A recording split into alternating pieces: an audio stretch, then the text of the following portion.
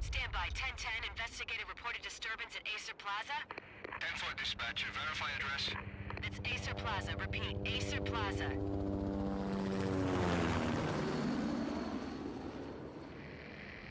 Shots fired on the rooftop. An assault in progress at Acer Plaza. Repeat. An assault in progress.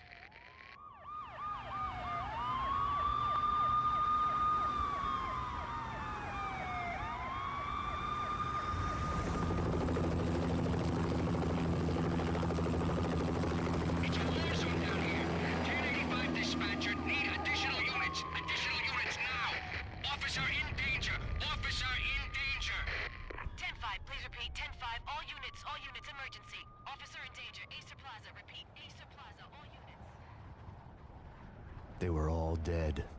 The final gunshot was an exclamation mark to everything that had led to this point. I released my finger from the trigger, and then it was over.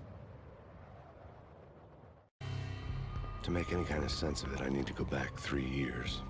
Back to the night the Payne started.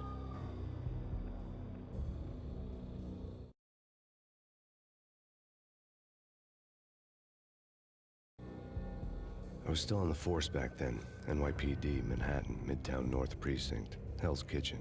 So when are you coming to work for me, Detective Payne? You'd make me work undercover in some hellhole. Sorry, Alex. Michelle and the baby come first. See? My last smoke. It's bad for the baby.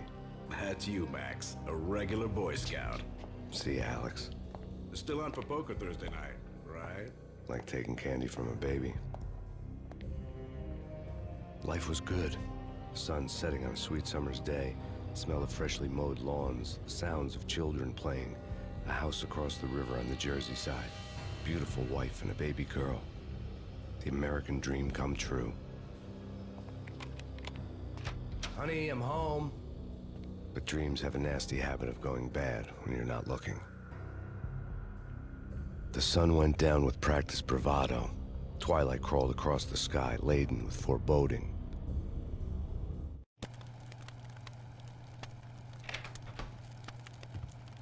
Michelle, honey, anybody home? I didn't like the way the show started. They'd given me the best seat in the house, front row center.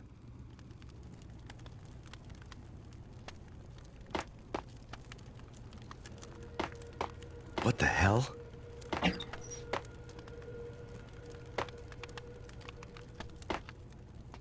Something ugly had been tattooed on the wall, a map of things to come. It was a poison syringe, a magic tag full of diabolical meanings.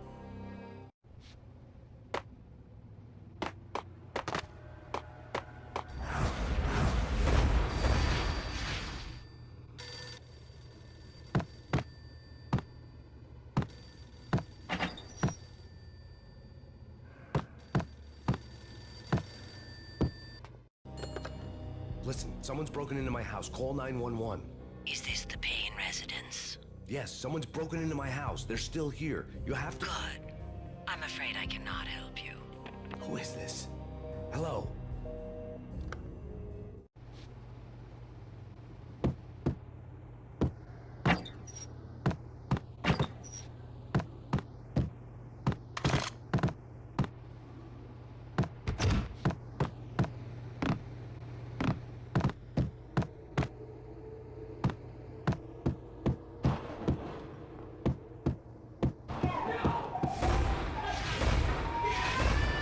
Michelle!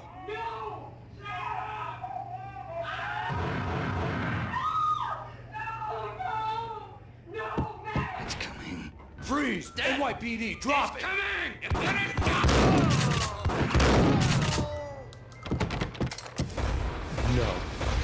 No, please God, no.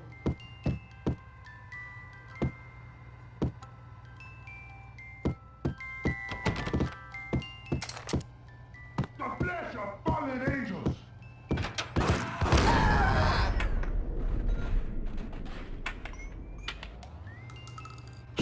No, God, no, please, Michelle. Oh, baby.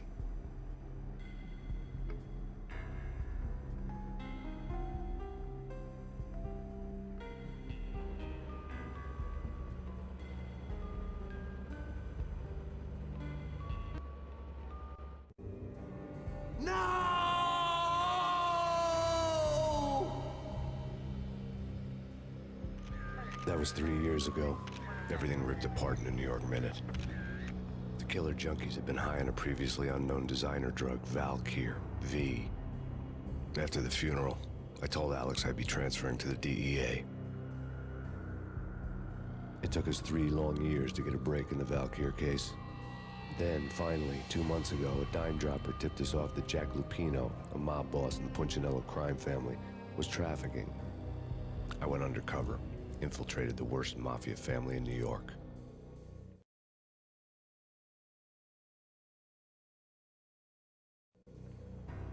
I came in from the cold and the dark. Outside the city was a cruel monster. I've been slowly working my way from the small time to the big fish, trying to get to the source of the drug. Alex and BB were my only contacts in the DEA, the only ones in this decrepit city who knew I was down here. BB here.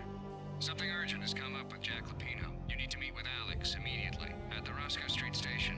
I hadn't had a face-to-face with Alex since I'd gone undercover. Outside, the mercury was falling fast. It was colder than the devil's heart, raining ice pitchforks as if the heavens were ready to fall. Everyone was running for shelter like there was no tomorrow. It didn't get any better when I got to the subway. The feeling hit me like a point-blank shot straight in the face. Something was not right about this. My Beretta stirred nervously under my coat, but the train doors had already shut behind me, and I was in for the ride. Next stop, Roscoe Street Station, and Alex.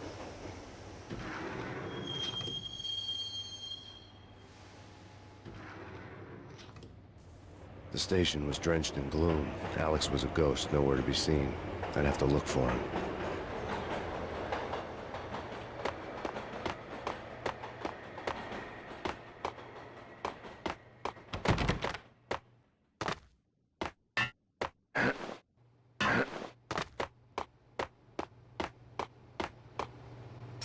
The gate was locked.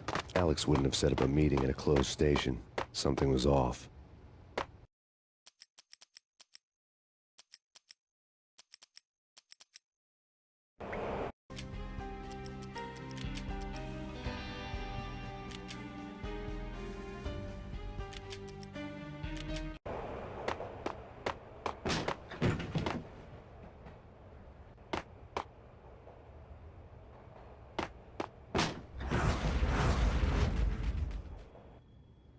Death was in the air at Roscoe Street. I'd have to find Alex fast.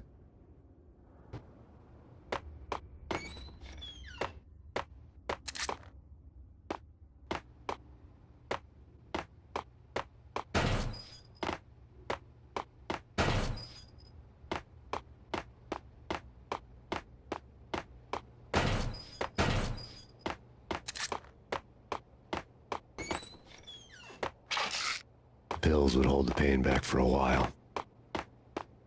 Wasn't Jake supposed to take care of this? He and Mickey are having too much fun taking care of the cop up there. What the hell?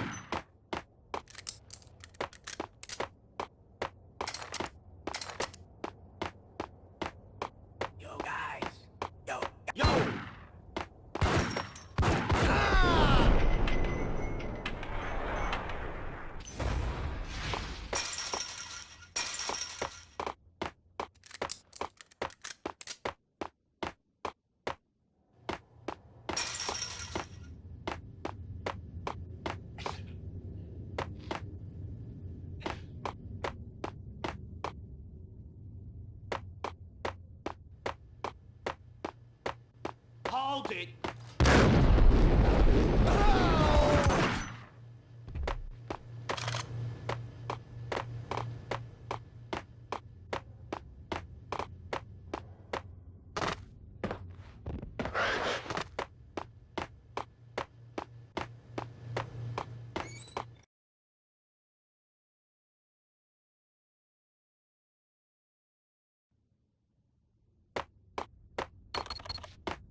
security panel let out a mocking cackle. I'd need the right code. Did you hear something? Nah, take it easy. For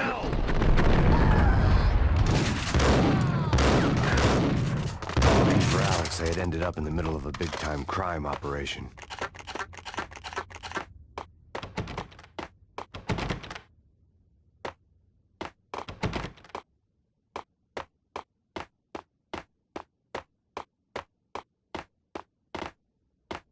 Kiss it goodbye.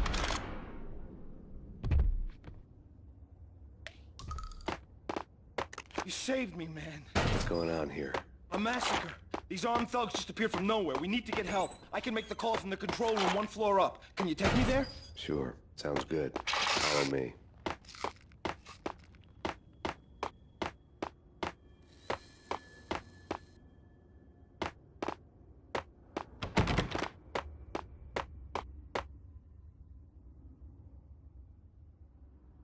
We need to go and call help.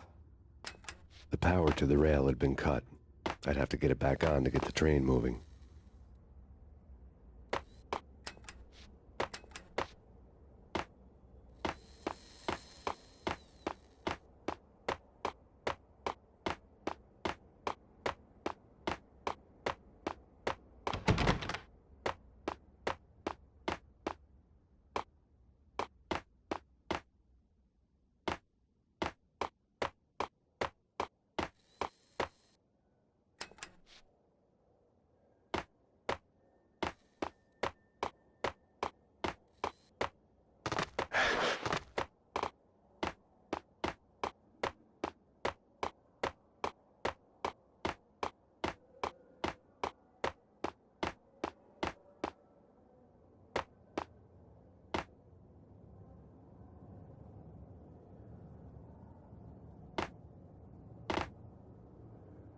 Home free. This way. Look out!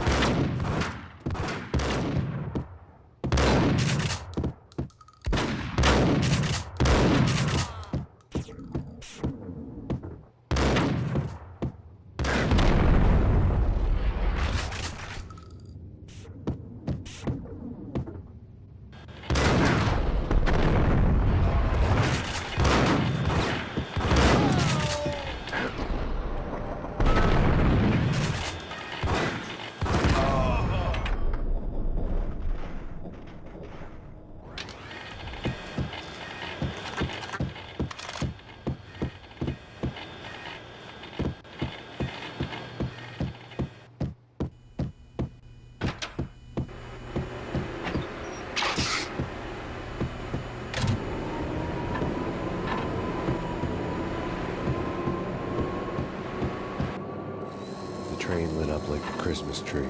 Power was back on.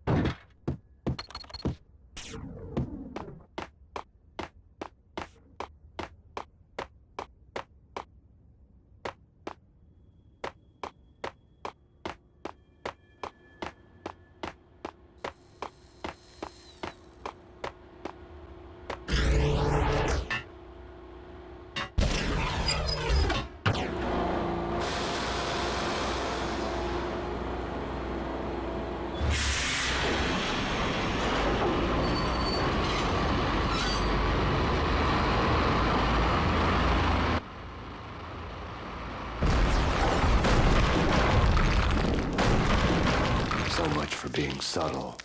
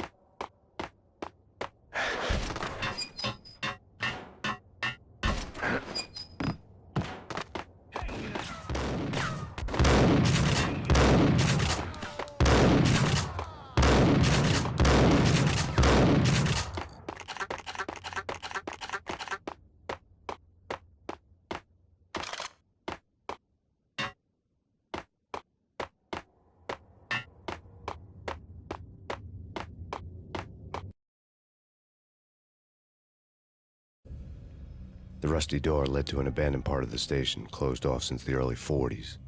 Something big was going down at Roscoe Street. Maybe that's why Alex had wanted to meet me here. Maybe not. One way or the other, I was gonna find out.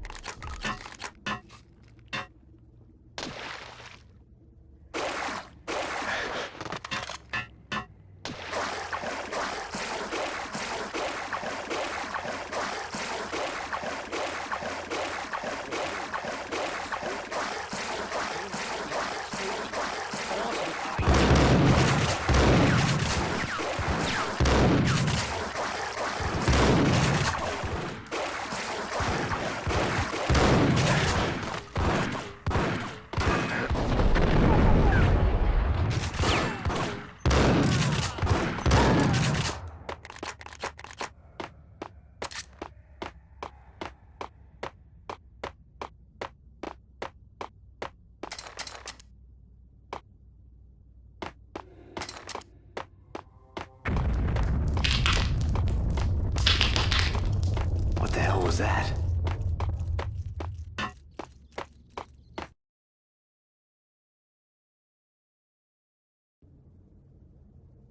Hold on here. Give me the detonator. What are you talking about? The detonator. I thought you knew!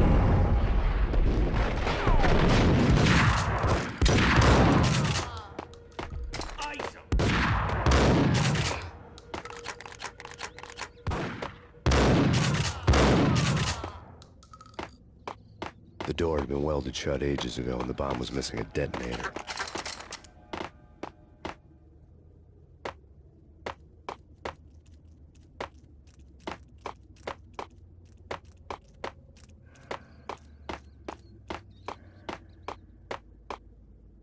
Okay, fellas. The police are on their way. New York's finest are gonna be here soon. So stick to the plan. We've got our own private exit route. In and out.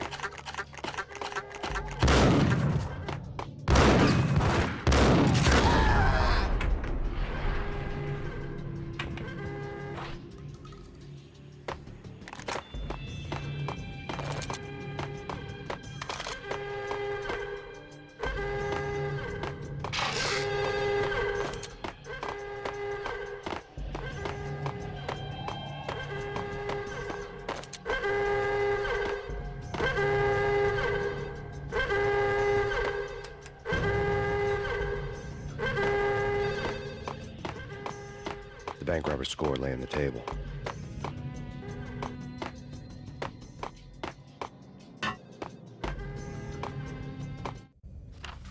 The bank robbers have been after Acer Corporation bonds. The Acer success story had recently been on every channel and on the cover of every magazine.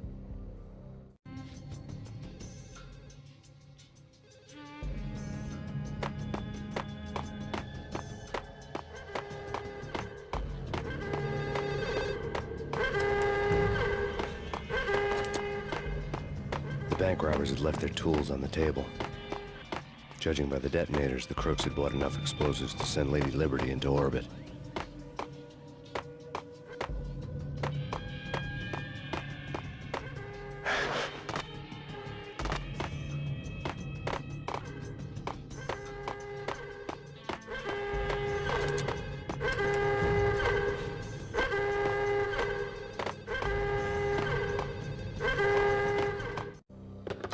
We come to you now live from the crime scene. Who is this? Right back at you. This is Deputy Chief Jim Bravura from the NYPD. You are to cease your criminal activities and surrender immediately. Sure thing, Jim. Me and the boys have been talking, and everyone's real sorry. They'll never do it again. Who the hell is this? Being placed at the scene of a bank robbery wouldn't have tipped the odds in my favor.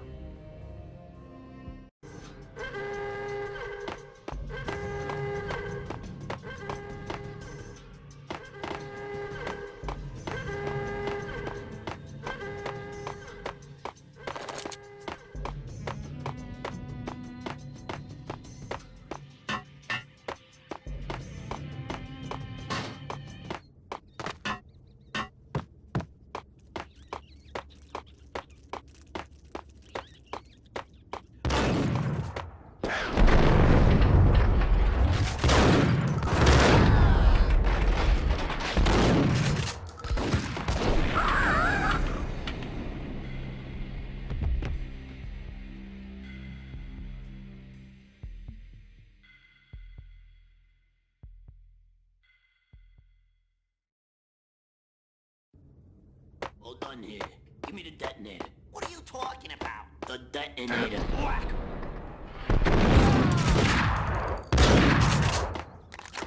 Whack the sucker!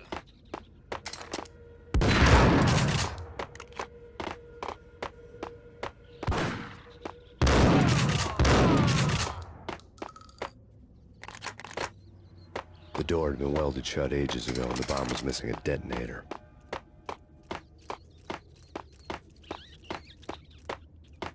Okay, fellas. The police are on their way. New York's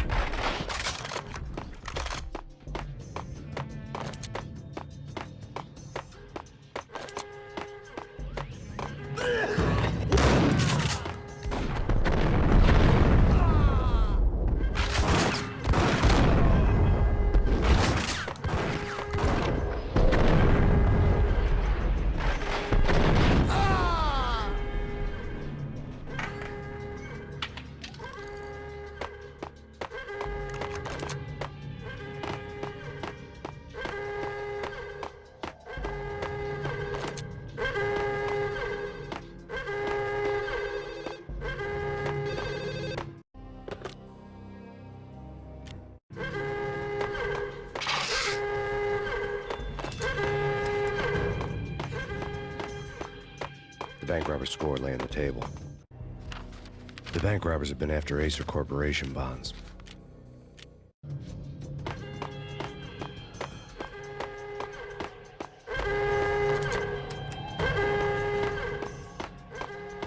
The bank robbers had left their tools on the table. Judging by the detonators, the crooks had bought enough explosives to send Lady Liberty into orbit.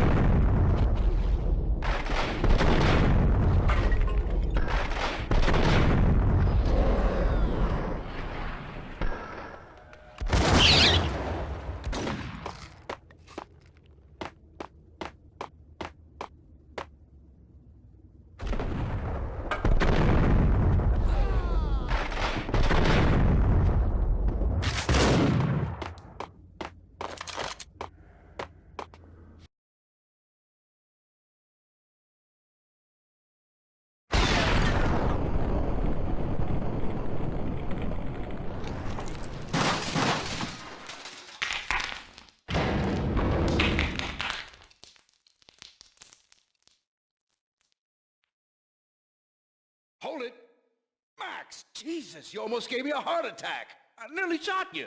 Alex, am I glad to see you? What the hell's going on? There are more corpses here than at the city morgue. It's an armed robbery, a tunnel job straight to the Roscoe Bank vault through the old station wall. Is this why? This is Lupino's gig? This is Lupino's doing? Lupino's men? Really? You sure know how to pick a place. Can you get through? No, it's locked. We gotta get out of here. If it's Lupino, it's... Alex? Alex! There was nothing I could do. He was dead. I could tell by the empty, accusing stare of his eyes.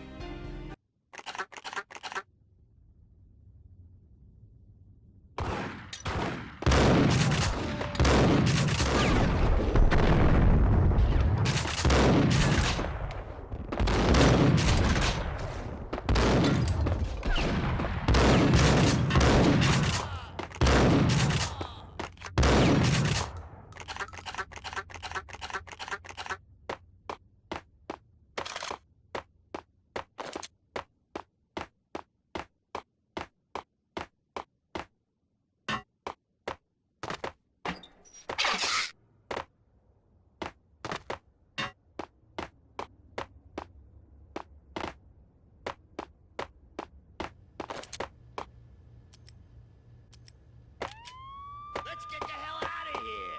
We'll be fine.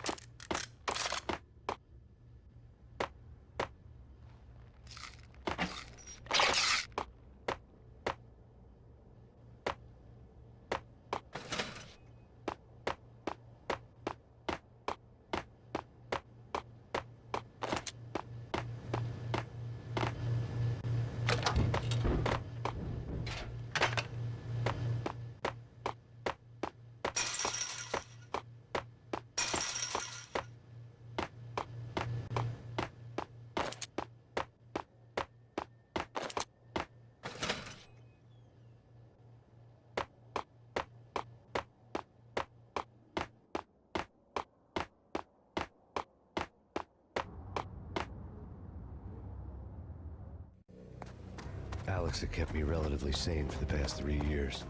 Now I didn't know how I felt. Somehow he had stumbled upon something big and ended up stepping on Jack Lupino's toes.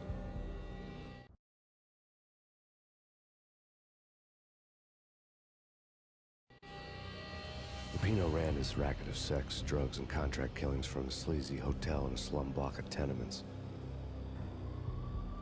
The NYPD was closing in. I could hear the sirens. Their wail was a crescendo. Lupino thought he could get us by taking Alex out and leaving me to take the fall for it. All he had gotten was my attention. I went for the hotel first. It was a sad old thing with flickering lamps and faded colors, cheap mobster punks and tired-eyed prostitutes. I walked straight in, playing at Bogart, like I'd done 100 times before. The place was run by a couple of murdering mobsters with shark smiles. The Finito brothers. Ladies and gentlemen, it's the Payne in the butt. Payne to the max. You're killing me. Did you make that up yourselves, or you get some wino downstairs to come up with it? Don't answer that. A rhetorical question. I got something for the boss. Lupino around? That kind of depends on who's asking. A friend or a junk squad plan. Don't answer. It's one of them, how do you put it, rhetorical questions. Lupino ain't here, but he says bye. Lupino wasn't in his cheap hotel. Instead, I ran into the Finito brothers. My cover had been blown. The door slammed shut behind me. And then I was dodging bullets like raindrops. Payne in the butt. Ha ha! Payne to the max! Junk squad thing. I gotta take you to Marble City for you. I ain't dead.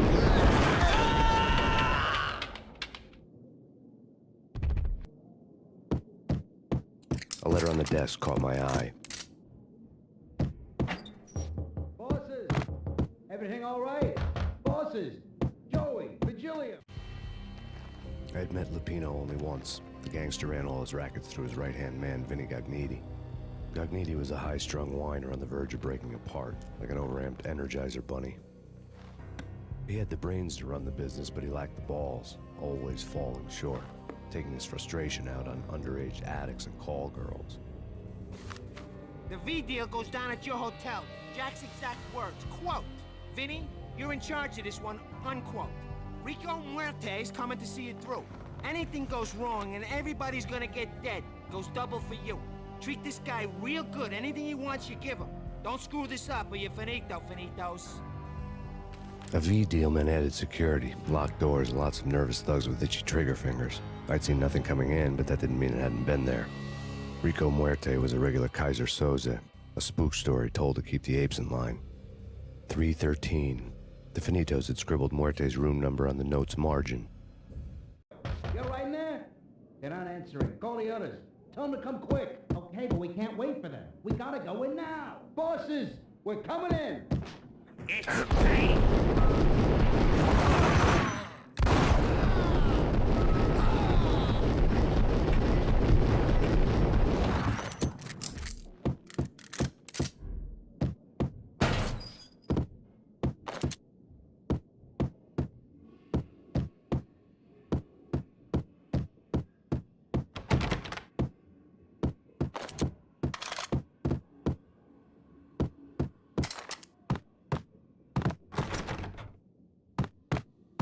Getting out was not going to be easy. The staircase was locked and the elevator had been busted for a decade or more.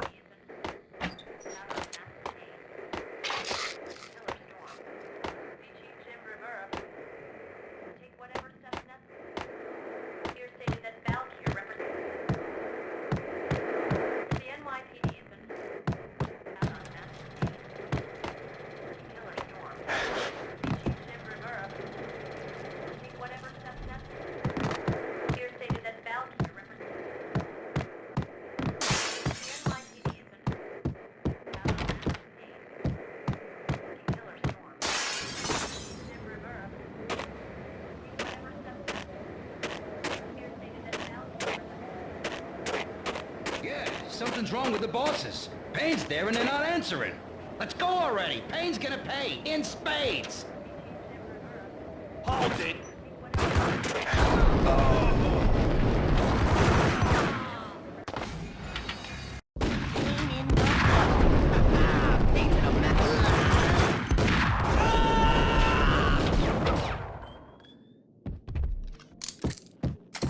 A letter on the desk caught my eye.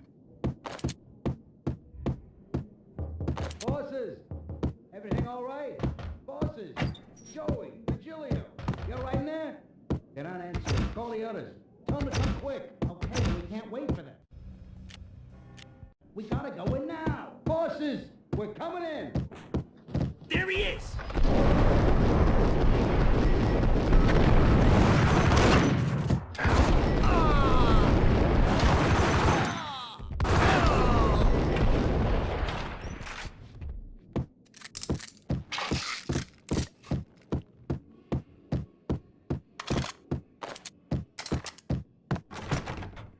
Getting out was not going to be easy. The staircase was locked and the elevator had been busted for a decade or more.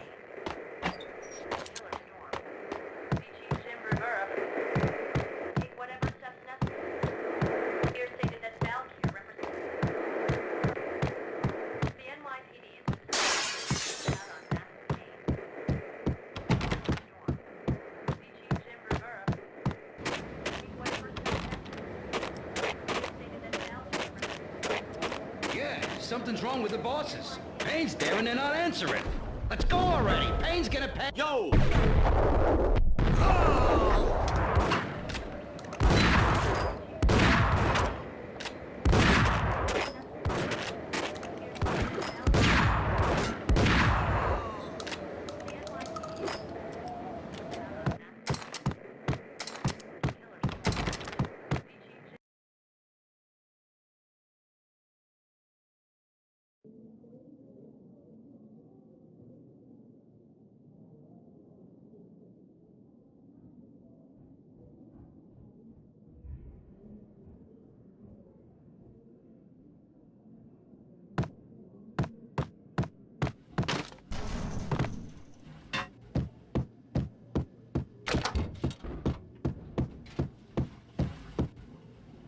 What the?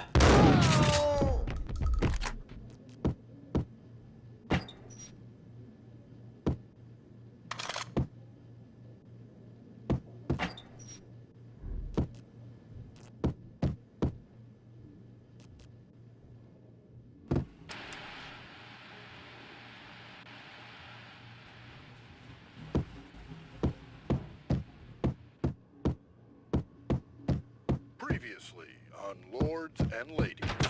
Lady Amelia, Marquis Valentine asks for an audience. Thank you, Lawrence. My lady. My lord. And now, an all-new episode of Lords and Ladies, brought to you in part by Acer Corporation. What the hell?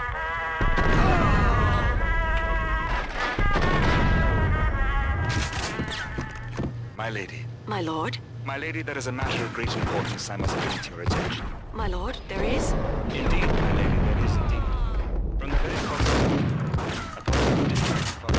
there's been sunlight in the autumn leaves blazing like the colors of your hair. Oh, my lord, you should not speak so. But my lady, I must. My lord, no! I forbid you. This cannot be. This must not be. But why, my love, why? My lord, it is too dreadful. Do not force me to speak the words. My lady, I beg of you, I must know. I would rather die than not know. Yes, my lord, we should both be dead, for this shame is too great for the living. My lord, I am your long-lost sister.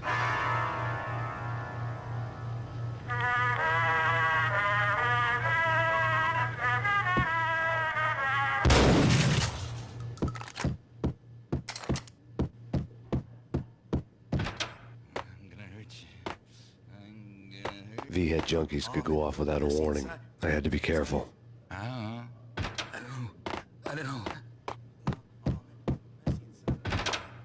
There he is!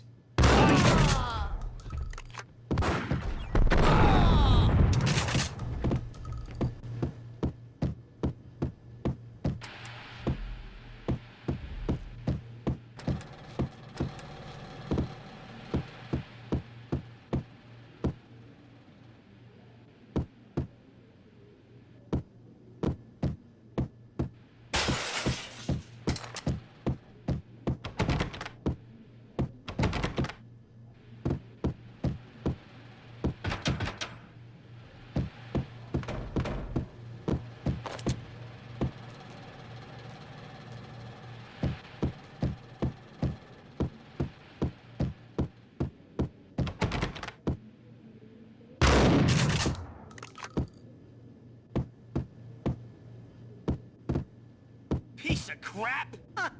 Ooh, careful. Whack!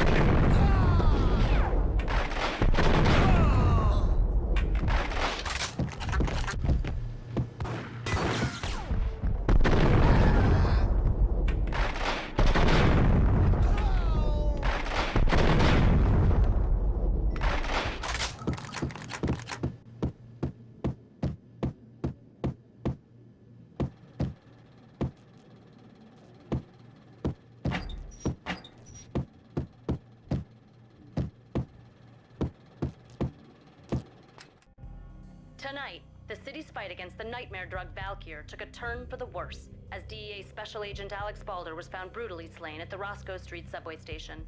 A suspect was seen leaving the site only moments after the shots had been fired, and the NYPD is currently in pursuit of Max Payne, a repeated felon, believed to be armed and extremely dangerous. And now the weather. The worst winter storm in recorded history continues to pound the city.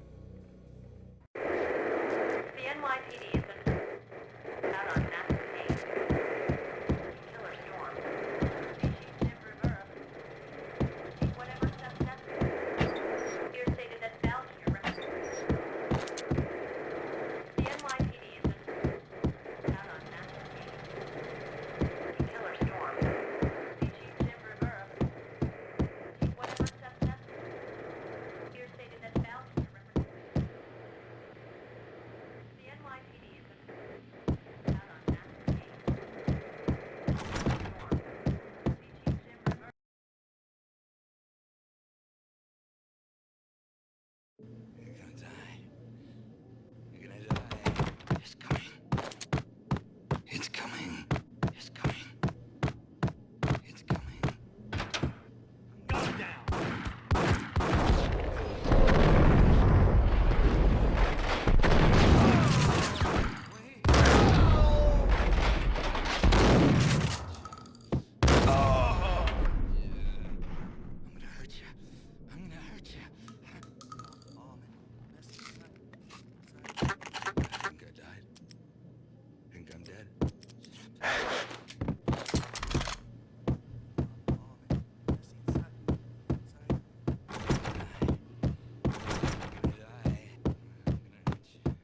found Muerte's room.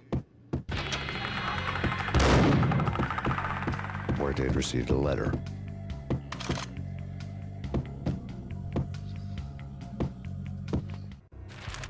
Our investigation had turned up nothing to link Angelo Punchinello, the head of the Punchinello family, to Valkyr.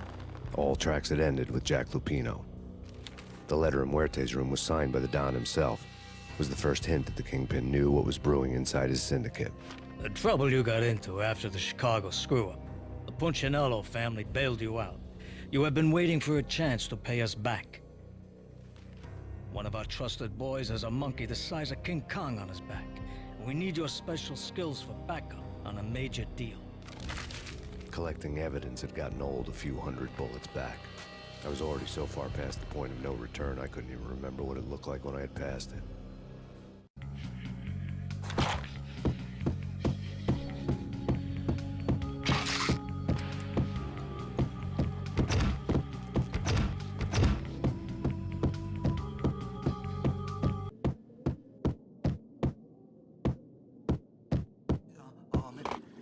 Hey!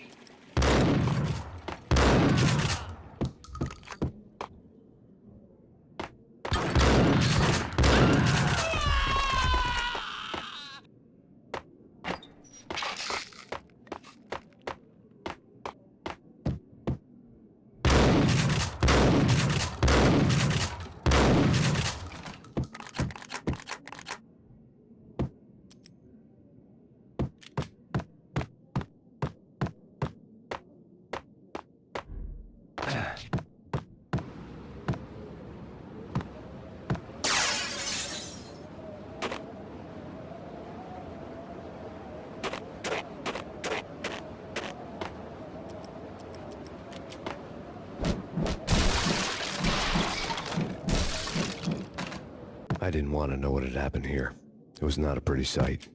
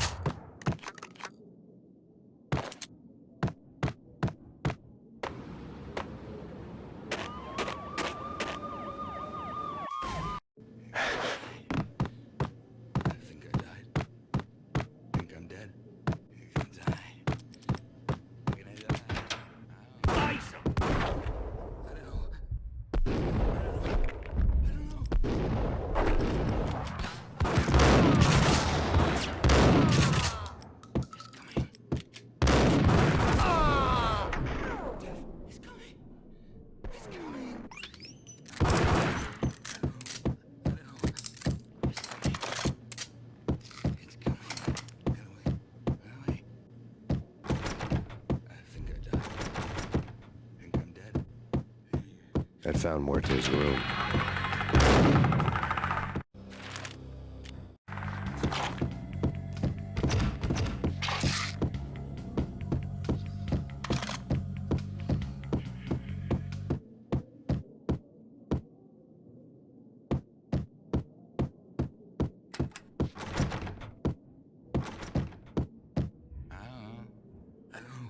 I don't know. Hold it!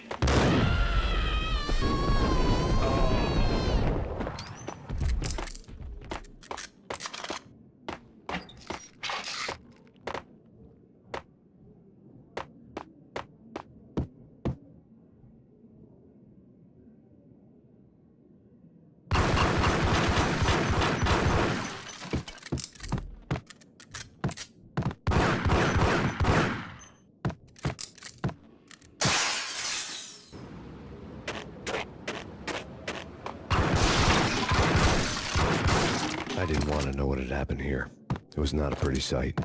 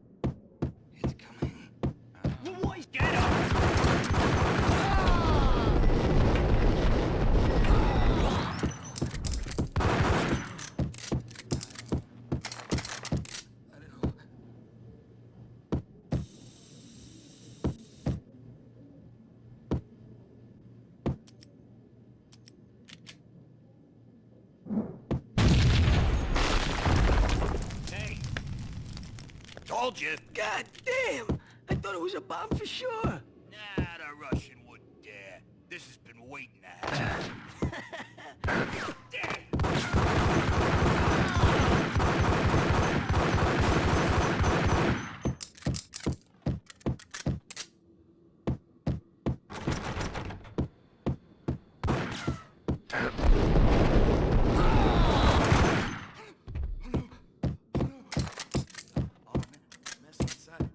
Inside. A flash.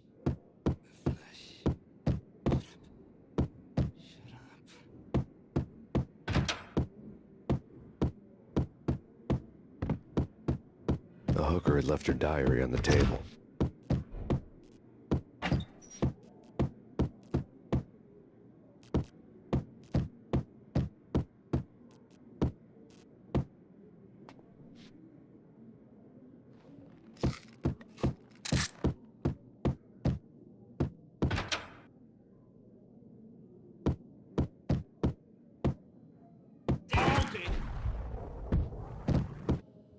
Tim, go get him. No, wait, you go get him. You go and get him. I think I died.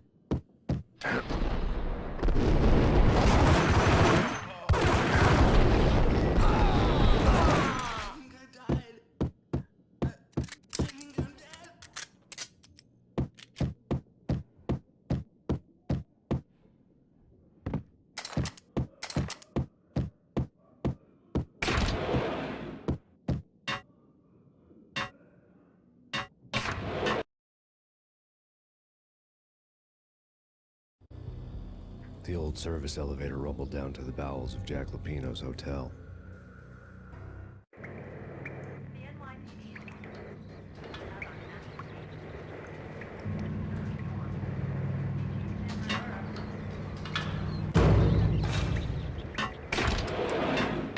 It was freaking crazy.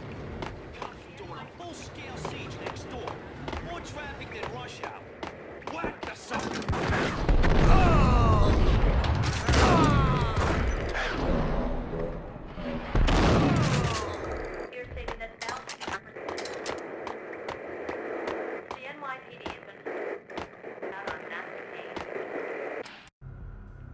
A winter storm warning is in effect in the whole tri-state area, as both freezing rain and heavy snowfall continue. Many roadways are already closed, and people are advised to stay indoors. The severe blizzard has ravaged New York for 3 days now, with no end in sight. We'd been snowed from the start in the Valkyr case. The forecast said there was plenty more where that had come from. But the snowbound city was on my side. Less chance of innocent bystanders getting caught in the crossfire.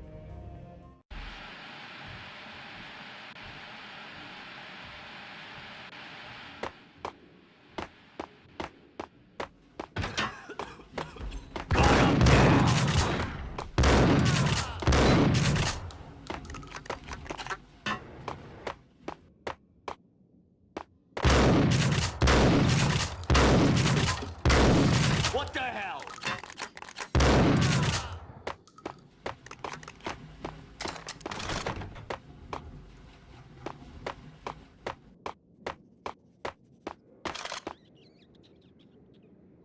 Exhibit number 1, a newspaper.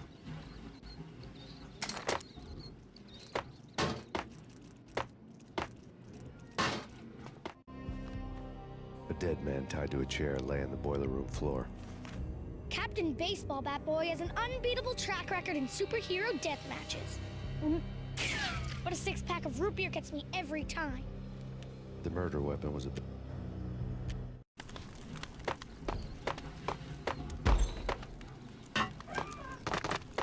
Take vampire movies. Why are they always set in LA or Mexico? They can't even get a tan. When Bloodsucker, I moved to the North Pole. Winter's one long night. Yeah, and what would you eat? Suck blood from penguins? Nah, Eskimos, man.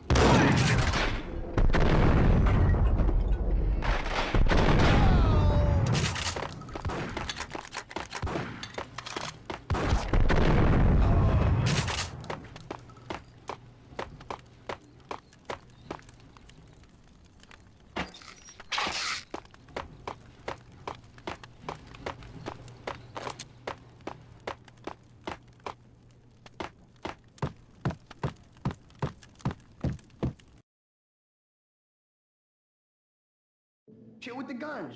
Trust me, you don't want to piss Muerte. Don't want to piss Muerte off. Gentlemen, let's do business. Green for green. Cheers at green-eyed angels. Amen.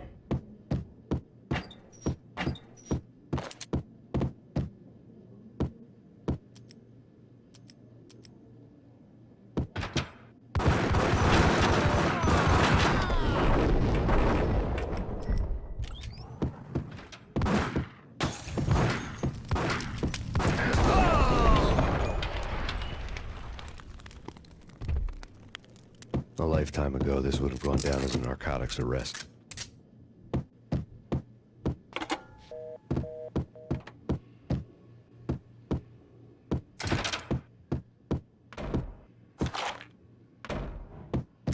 There was a key on the table.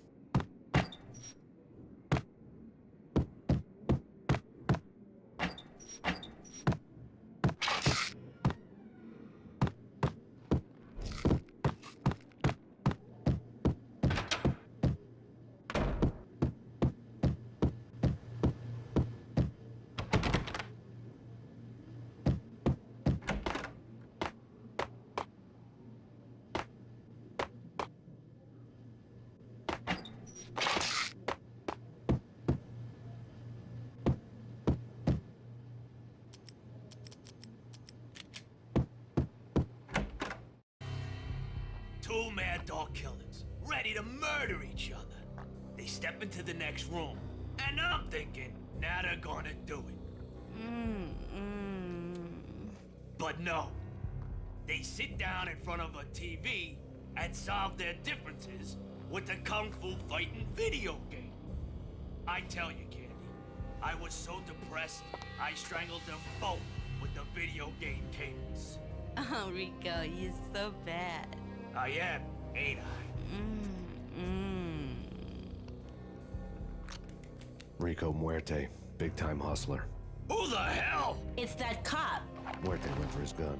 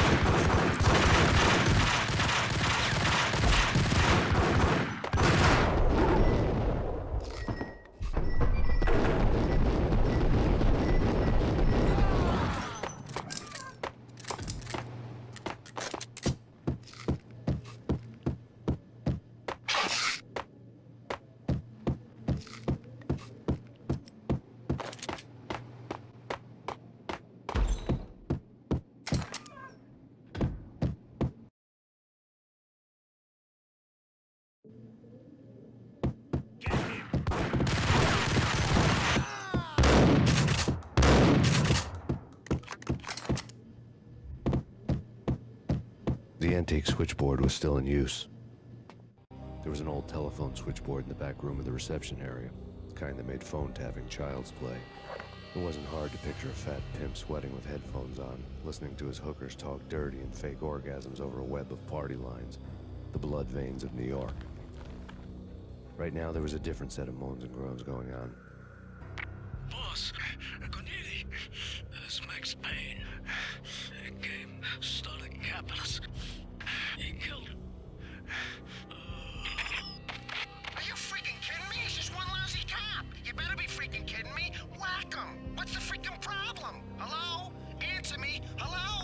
The word was out. A deadly virus released into the city's corrupt circulatory system. Something wicked this way comes. Max Payne at large.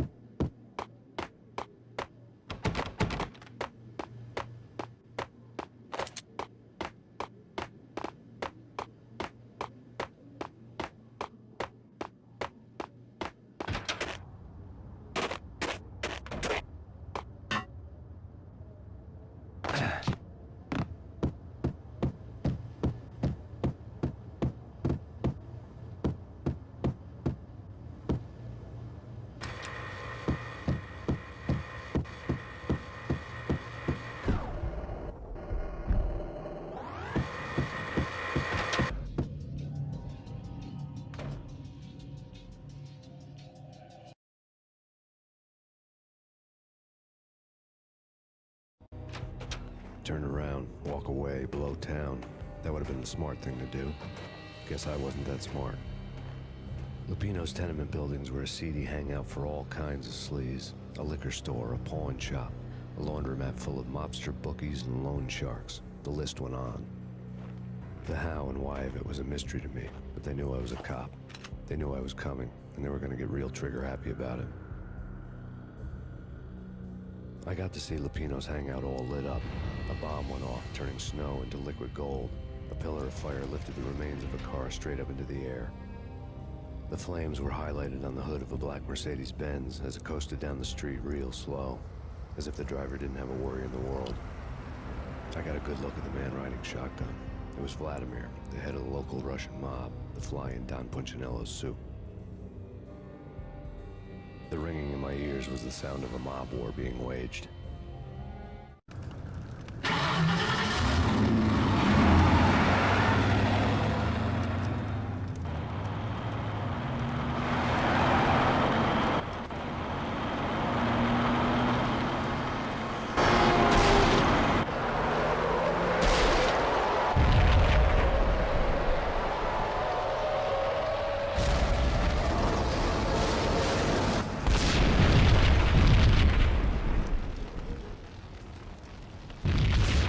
Another bomb exploded inside the closest slum building.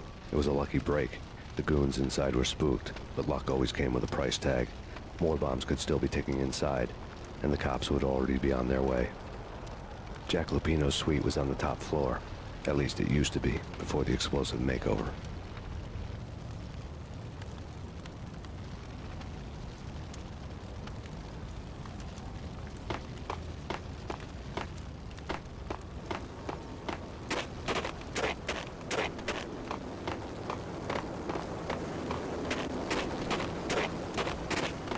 I don't know, man. I don't know about this. Quit worrying, eh? Think of it as Christmas. The Russians I was saying. Hey,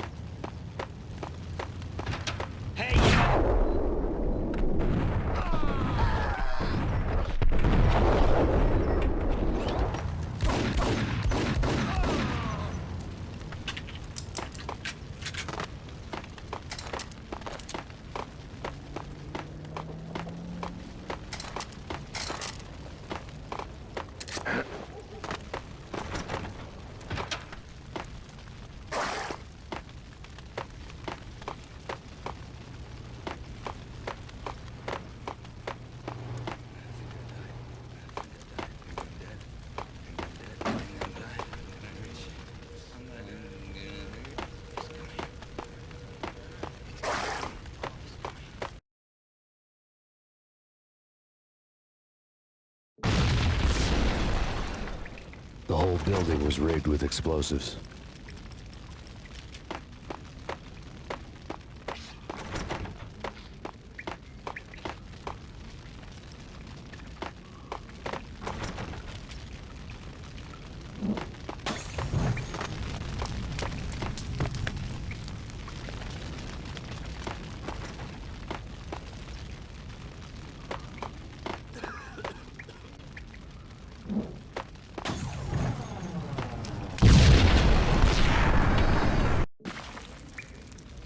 The whole building was rigged with explosives.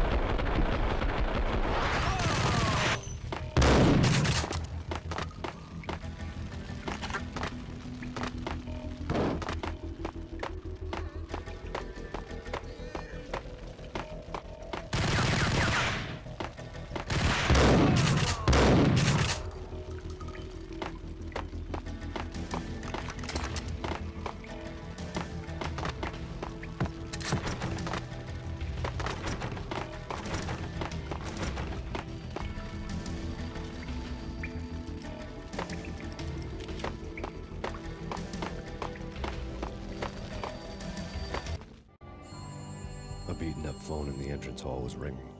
It could have been just a junkie in need of a fix, but it turned out to be something more sinister than that. Am I speaking to Mr. Payne? Who wants to know? My name is Alfred Wooten. You must hurry. The police are on their way. Tell me something I don't know. They know you're there. How? And what's it to you? I will contact you again. The cops arrived, sirens singing in the off-key harmony of a manic-depressive choir. I had a few minutes while the SWAT team would go through their usual routine. By the time they busted in, I needed to be long gone. Max Payne, this is Deputy Chief Jim Bravura from the NYPD. Drop your weapons and come out with your hands above your head.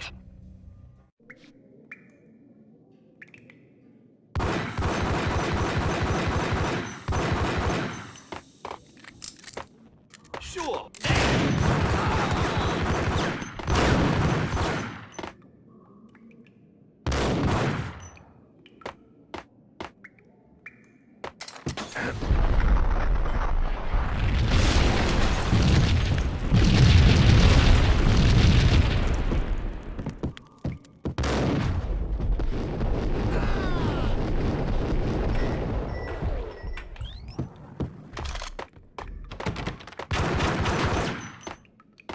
Someone had left a letter on the counter.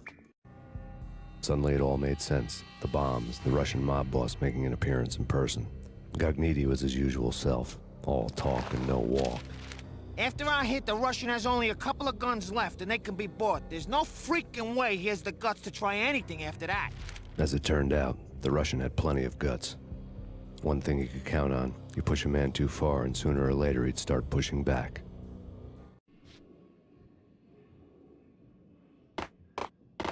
There was a key on the shelf.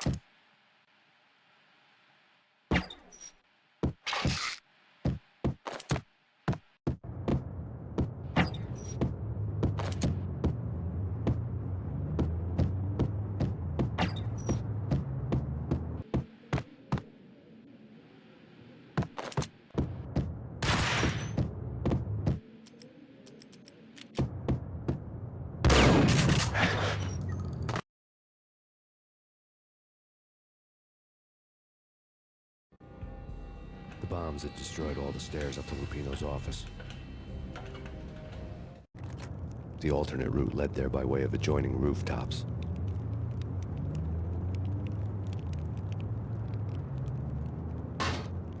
never been this cold. Never ever. It's like the sky's falling. Yes, sir. It's the end of the world as we know it. And I don't feel fine. I don't feel anything. Not a thing.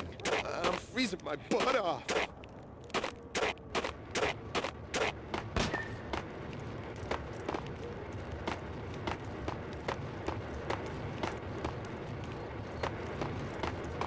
To get to the roof, I'd need to get to the elevator through the locked door up ahead.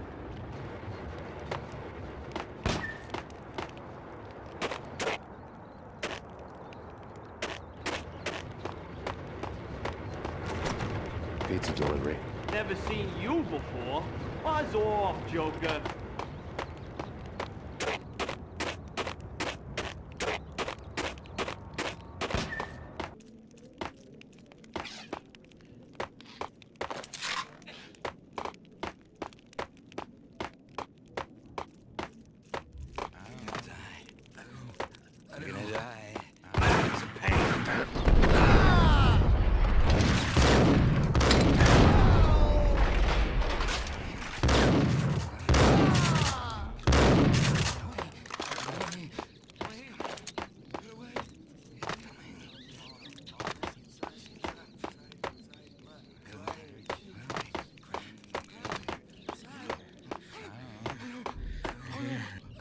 What the hell? Get away! Get away!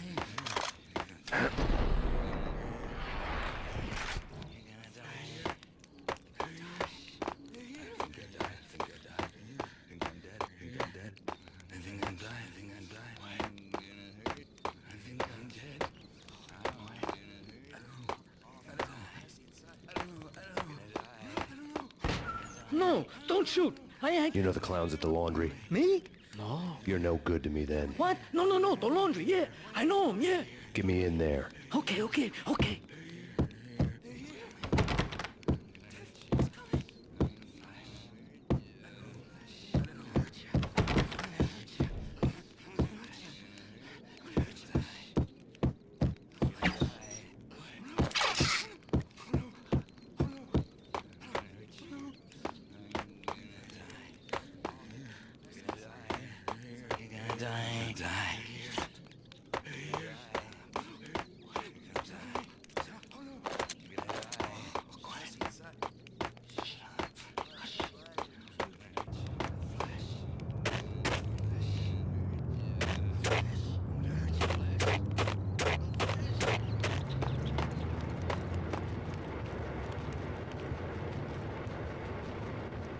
It's me. Open up. Let me in, quick. Not so fast.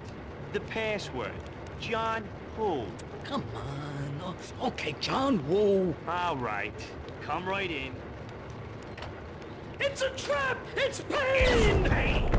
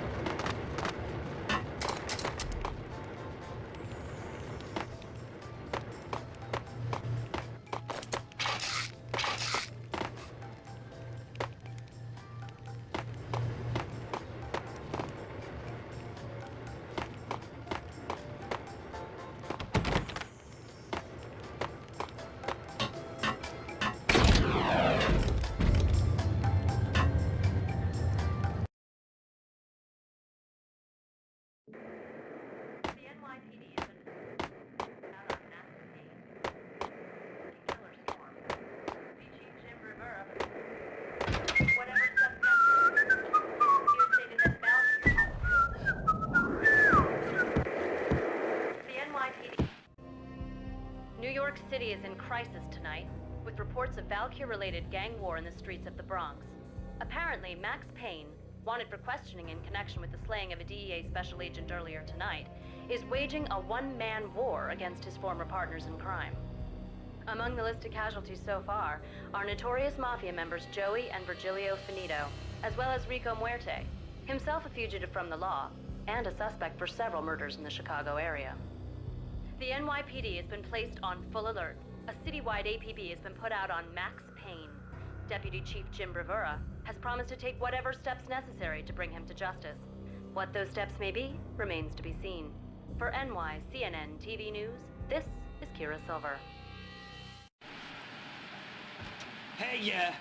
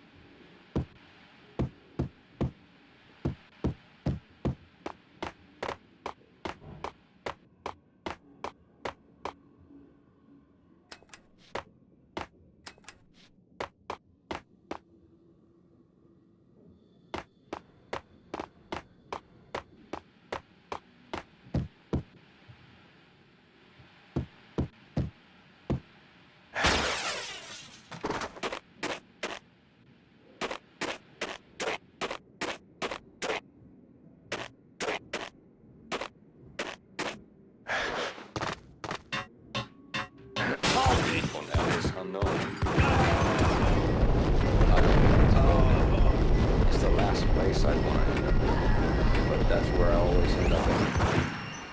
Only, it's not me talking to the pink flamingo.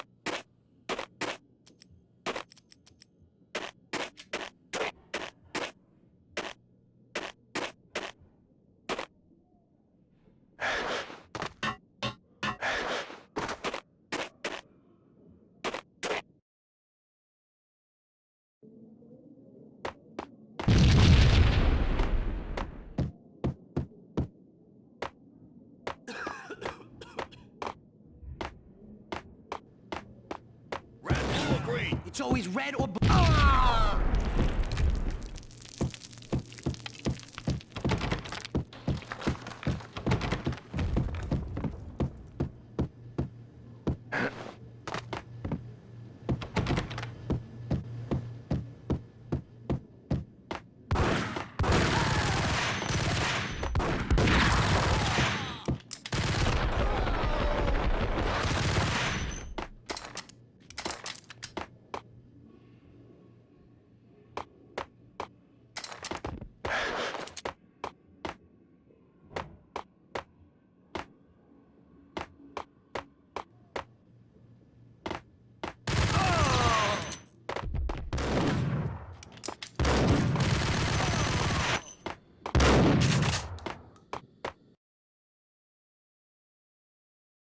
What the hell are you standing around here for? They're bombing us. What are you doing?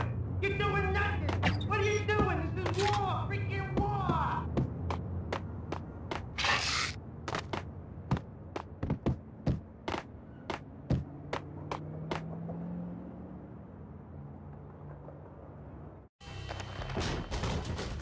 Vinny got needy.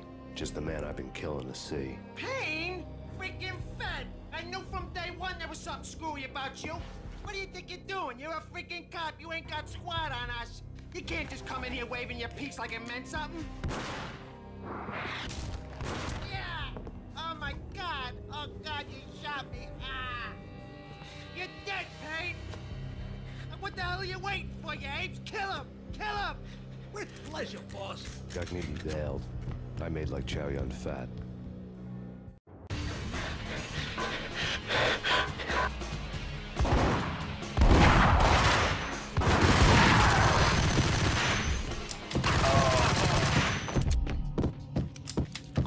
letter lay on Gagniti's desk. The letter was addressed to Don Punchinello, but Vinny had never had the nerve to finish it. Jack's gone voodoo. Just the other night, he shot Dino because he wanted to see what his brains looked like splattered on the wall. He's a freaking mad dog. We're running out of men and business fast. Gagniti had been living in mortal fear of his boss. Jack Lupino was a psycho.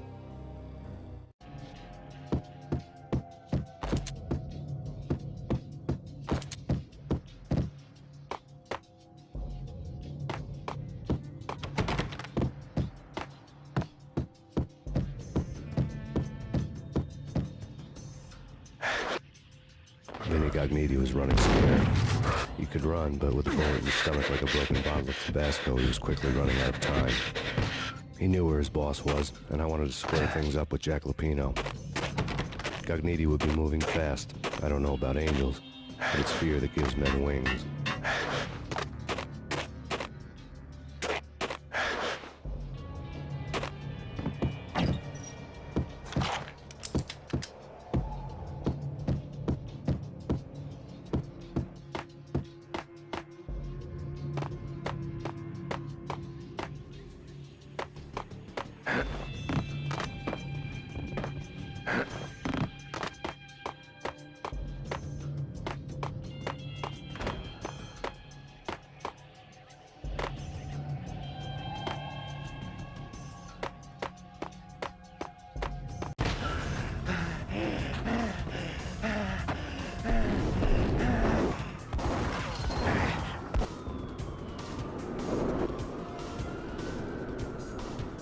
Gagniti hitched a ride.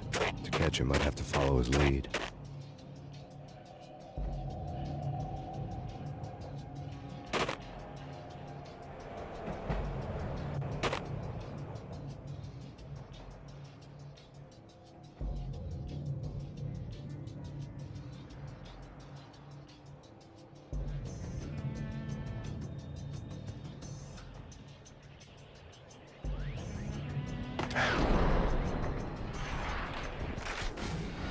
What the hell are you standing around here for? They're bombing us. What are you doing? You're doing nothing. What are you doing? This is war. Freaking war.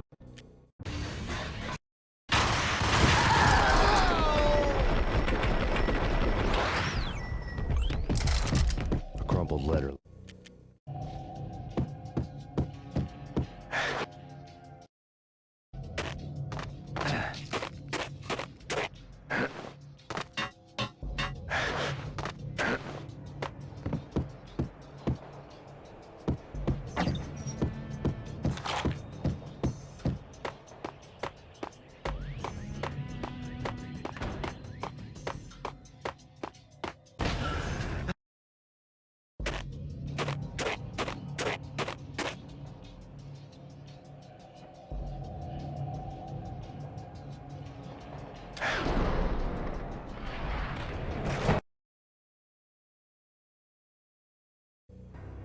This was my second train ride of the night. The way it started didn't promise anything better than the last one.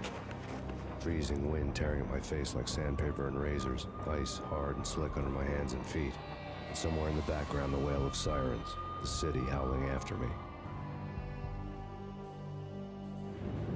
New York sped by in fast forward, dark rooftop water towers and a dead forest of antennas and chimneys, all a blur. When the train he was riding slowed down, Gagniti made his move.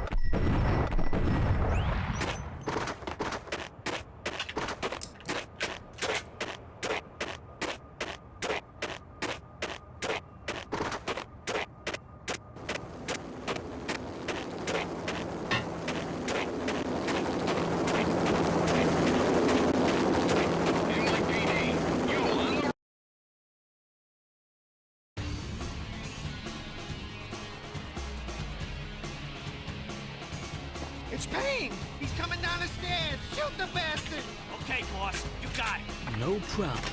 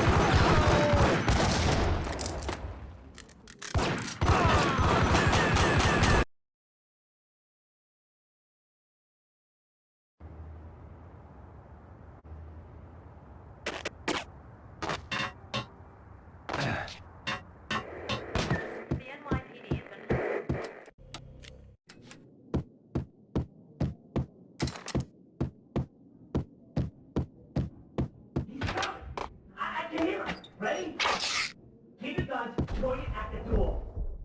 Whack!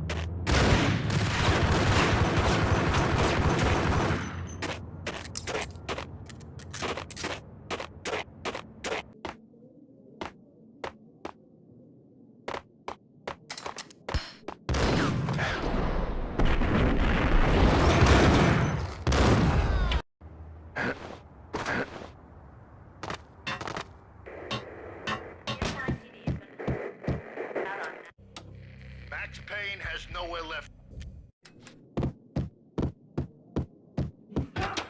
I can hear him. Ready? Keep it done. Point it. Get him!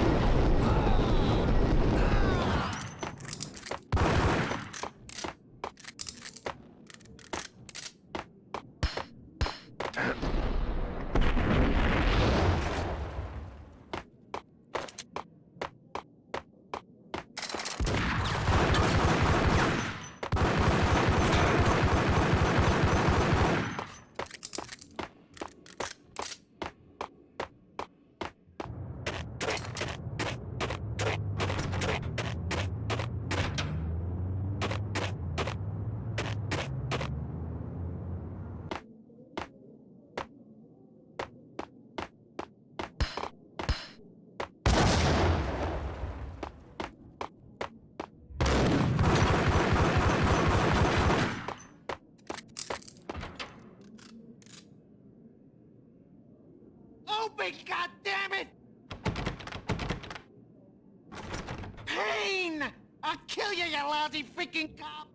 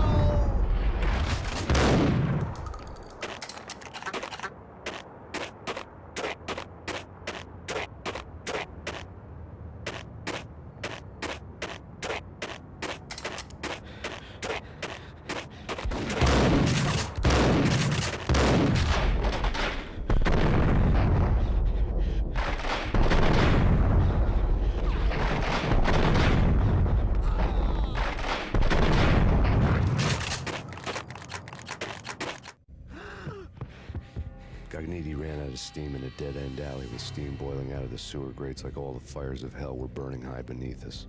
It was shakedown time. Where's Lupino? Screw you! Bad start, Vinny. Police brutality! I rate pretty high on that. You can't just hurt me in cold blood! Just keep telling yourself that. Listen good, Candyman. I'm not gonna be anybody's fall guy. I want to know where your boss is hiding. There was no glory in this. I hadn't asked for this crap. Trouble had come to me in big dark swarms. The good and the just were like gold dust in the city. I had no illusions. I was not one of them. I was no hero. Just me and the gun and the crook. My options had decreased to a singular course. I'll tell you, just don't hurt me no more! Lupino's at Ragnarok, the nightclub! Book me! Take me, haul me to the freaking jail, just don't hurt me! Your rights will be ready at your funeral.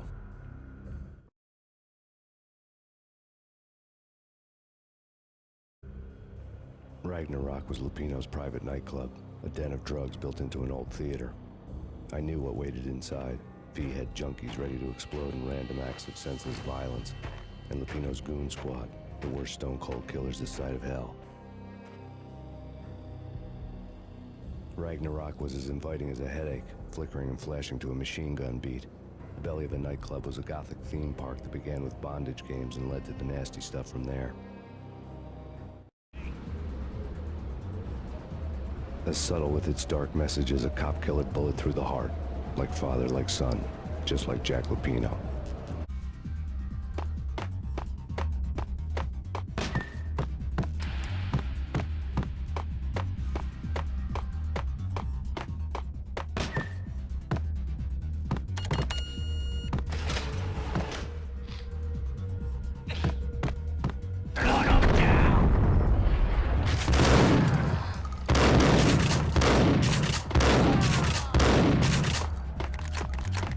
The book had never been a bestseller. Given the setting, I was surprised to find that somebody had been passing time reading. The paperback was entitled, The Age of Murder and Storm. The blurb on the back mentioned Norse mythos and Ragnarok, the end of a Viking world with a terrible winter that covered the earth in ice, when vile crimes were rampant and all humanity lost. I could see how somebody impressionable might get it into their head that we were at the end of time. I was also beginning to see what the nightclub and its owner were all about.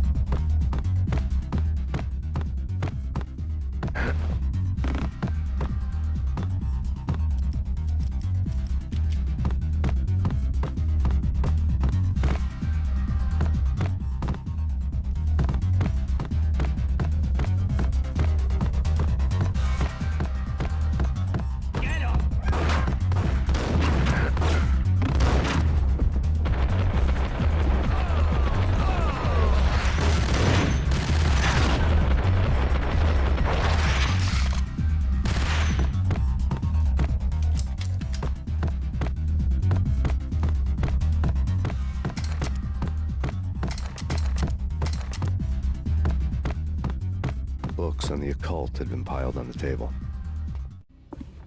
The room was stacked with light reading, such as Necronomicon, Witchcraft, and Paradise Lost.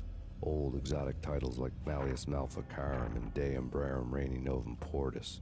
Books with pentagrams on their covers, all dealing with the occult and the infernal, lying between stacks of horror videos and a couple of Ouija boards. The only thing I could take seriously was the thought of Lupino taking it seriously. He had been spending a lot of time getting intimate with the guy downstairs.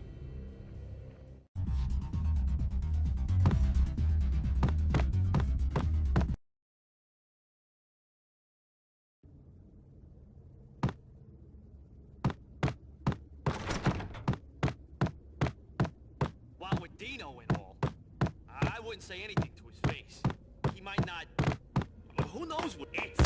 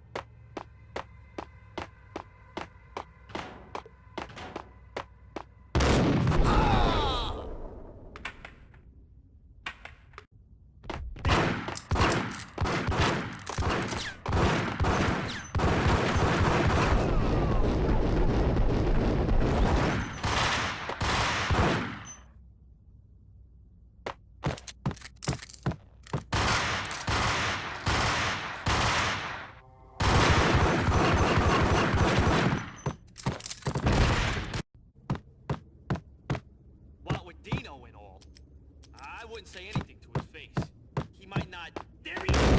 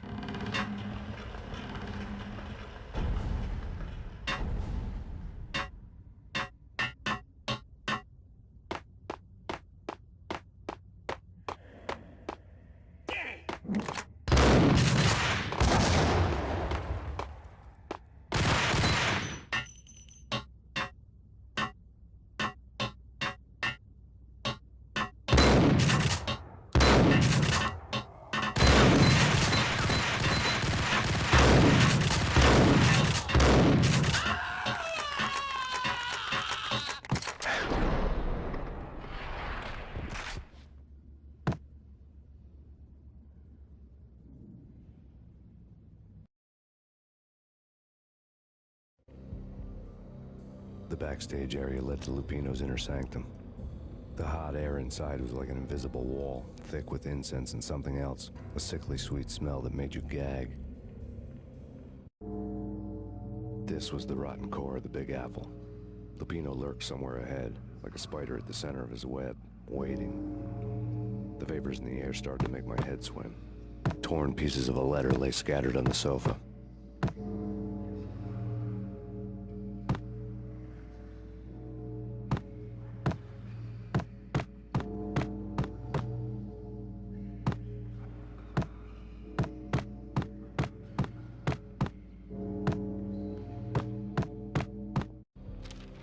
Punchinello had threatened Lupino in writing. The note had been torn to pieces, bloody fingerprints all over them. Don't want you to think that one of my boys is not playing with a full deck. Shape up, Jack. We are running a business here. I'd hate to send the trio to strong-arm you. The trio were the Don's notorious henchmen. It was obvious that Lupino hadn't been intimidated by the threat. Lupino's notes covered the table.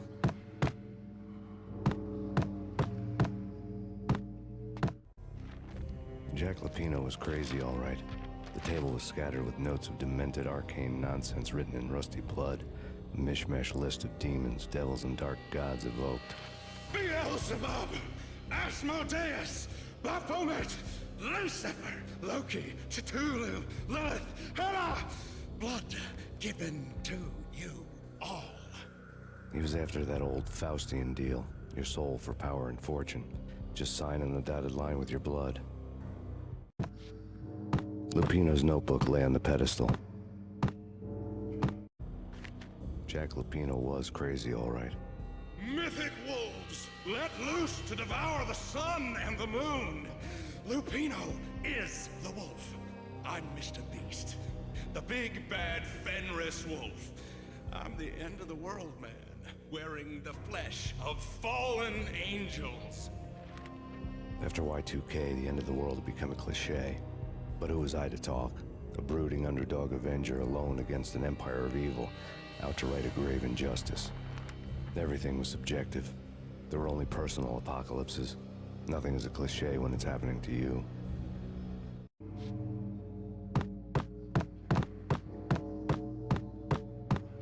The flesh of fallen angels! Come to me all! Astaroth, Beelzebub, Asmodeus, Baphomet, Lucifer, Loki, Satan, Cthulhu, Lilith, Hela! Blood to you all! Secrets living under the skin of reality. I've seen it. The corruption of flesh. Oh! I'm the wolf, yeah! I am the wolf! It's close. It's coming. You have come. A witness to the end of time. It's now! I will rise to her side! I don't need the words! I'm beyond the words!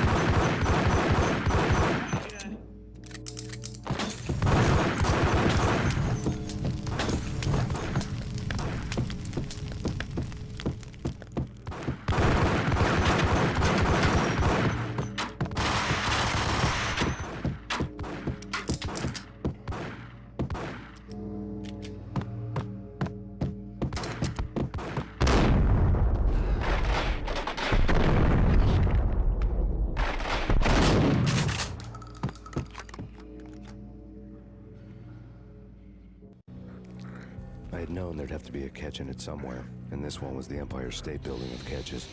Lupino was pumped up and dying to go 15 rounds with a mutant alligator. And then he started this spooky monkey talk, straight from a bad dream.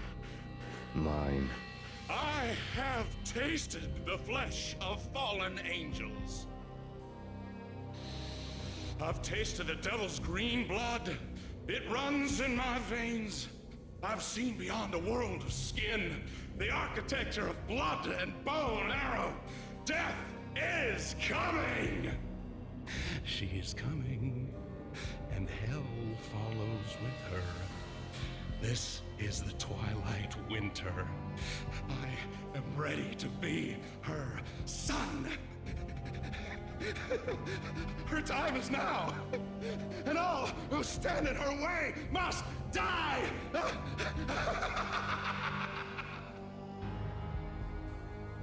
Die! You'll die! You'll die! Now! All die!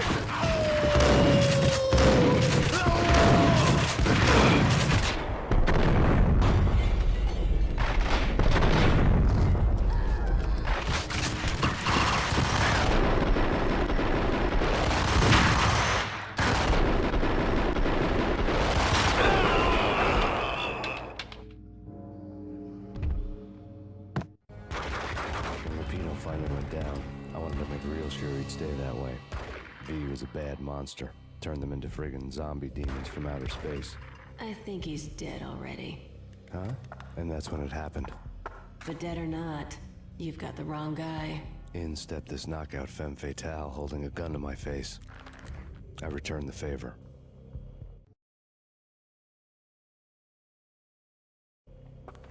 Lisa Punchinello. Lisa Punchinello was the Don's wife. Mona Sachs. Lisa's evil twin. Your safety's off, evil twin. You might hurt someone with that gun of yours. Lisa's the damsel in distress. I'm the professional.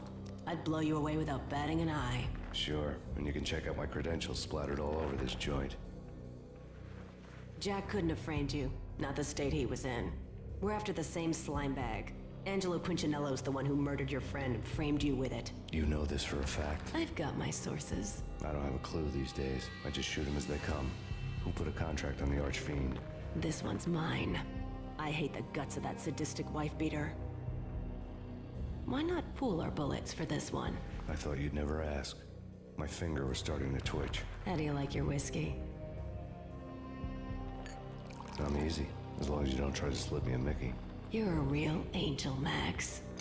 It was good stuff. Tasted sweet as honey going down. Nothing personal. Can't risk you going berserk and getting Lisa killed.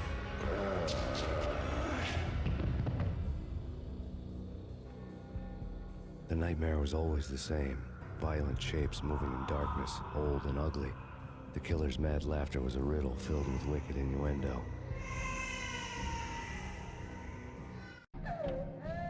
Somewhere, the baby was crying.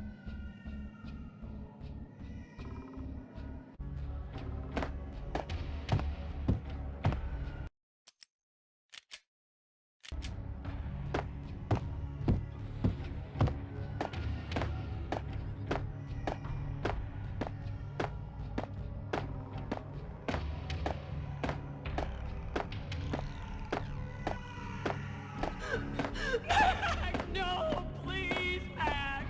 Why? I didn't mean to. I'm sorry.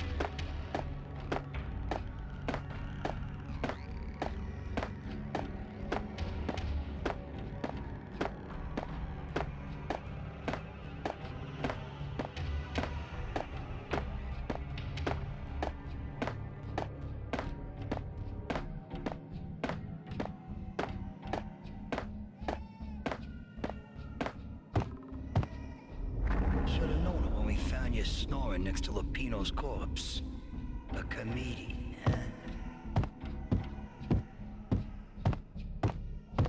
Pictures were filled with good old times.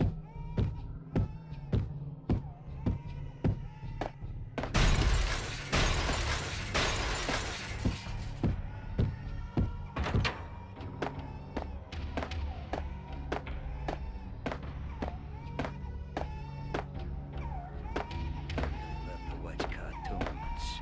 Captain Baseball Bat Boy's my favorite.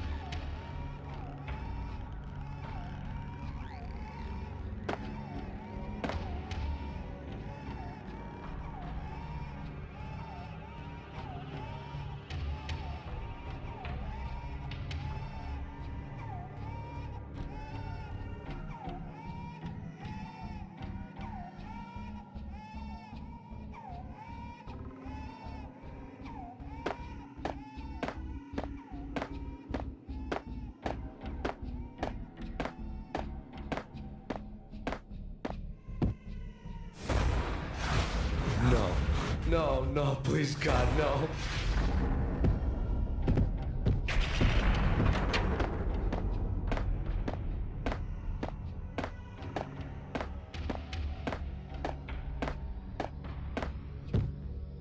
Slice him, dice him, shoot him full of holes, blow him to bits, vaporize them, disintegrate them, no matter what you do, they'll still be back, good as new. Michelle's diary lay on the table. Max, no, please, Max. Why? I didn't mean to. I'm sorry.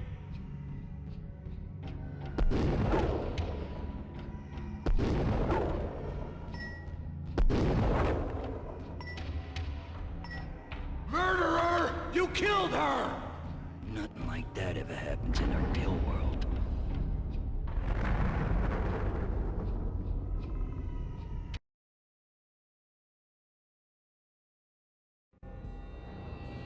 I woke up in a bad dream. My head felt 2 sizes too small for my brain. Max Payne. I envy your name. And the killer was smiling. Pleased to meet you. I'm Frankie the Bat Niagara. Niagara, as in you cry a lot? He had a baseball bat and I was tied to a chair. Pissing him off was the smart thing to do.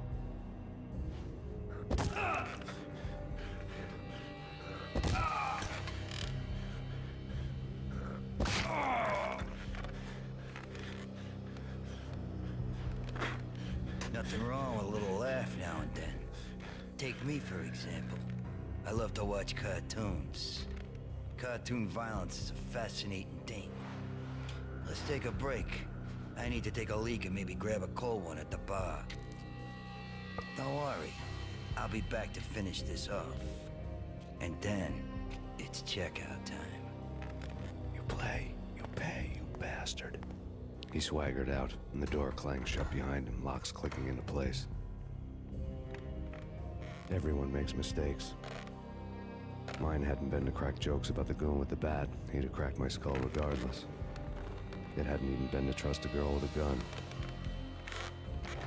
I had blindly gone after the first bad guy on my hit list when I should have been aiming further up the ladder, at the head of the Punchinello family. I couldn't bring myself to be pissed at Mona. Guess I had a soft spot for her pretty face.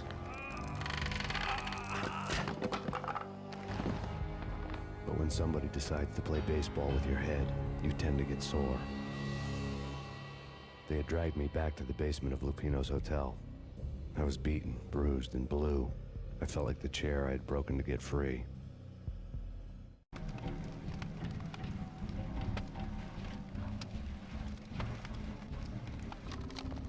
All I had was Niagara's bat, sticky with my own blood. All I had was Niagara's bat, sticky with my own. Without a gun, I'd be no match for Frankie's men.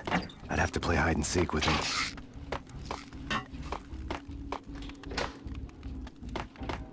It's Frankie's turf.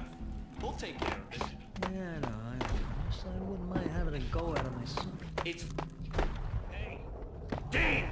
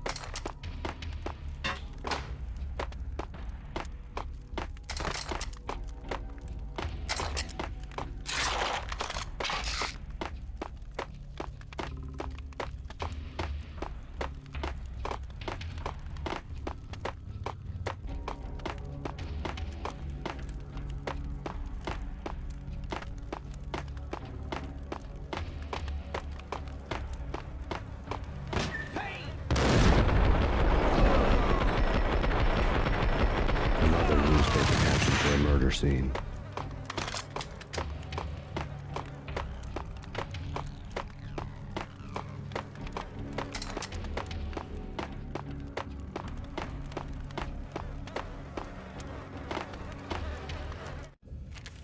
Frankie had left his calling card, a Captain Baseball bat boy strip, next to a sewer passage filled with bodies. You'd better not mess with Captain Baseball Bat Boy. Even my archenemy, Bicycle Helmet Girl, swoons at the sight of me. Aha! There were enough corpses to put a mass murderer to shame.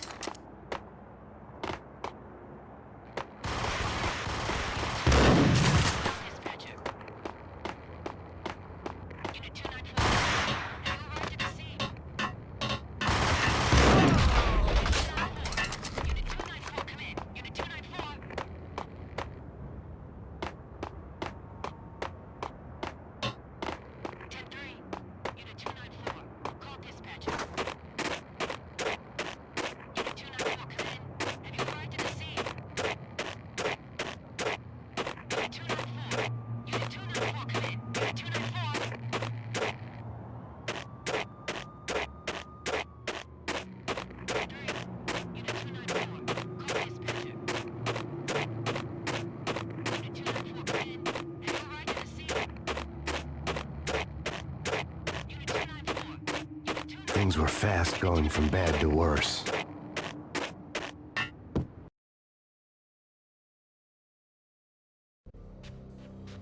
The men in blue had come and gone.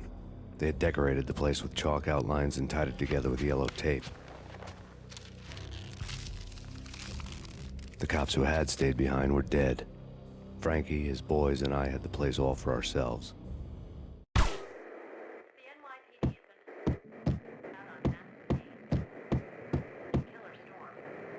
Just forget about it.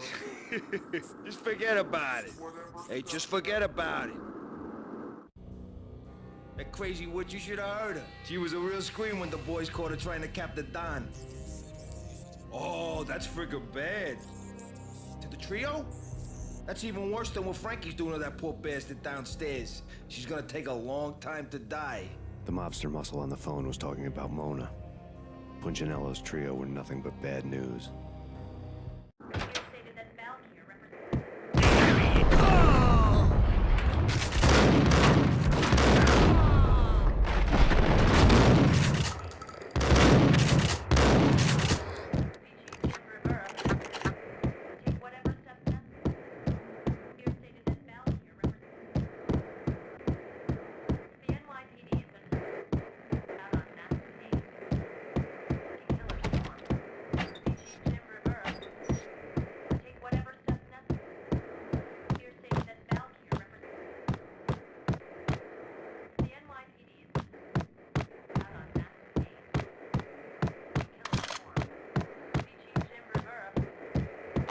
More evidence that Punchinello didn't like me much.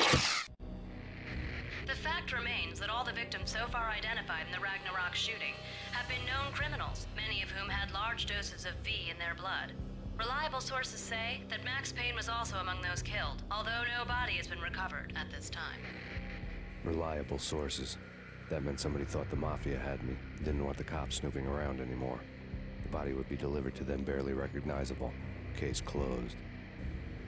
Don Punchinello had the power to be that reliable source, which was no news. But his news was old news. Framing me hadn't been enough. Don Punchinello had put a hit on me. He wanted me dead, and it had been important enough for him to give written instructions to Frankie about it. Max Payne should die like a dog for the trouble he's caused. Frankie, I know I can trust you to give this matter the dedication it needs.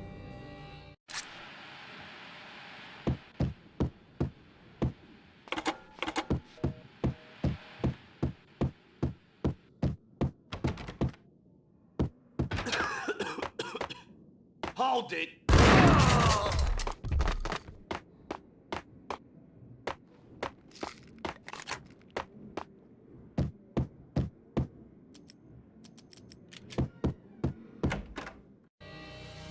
The hotel bar was fast developing quite a history.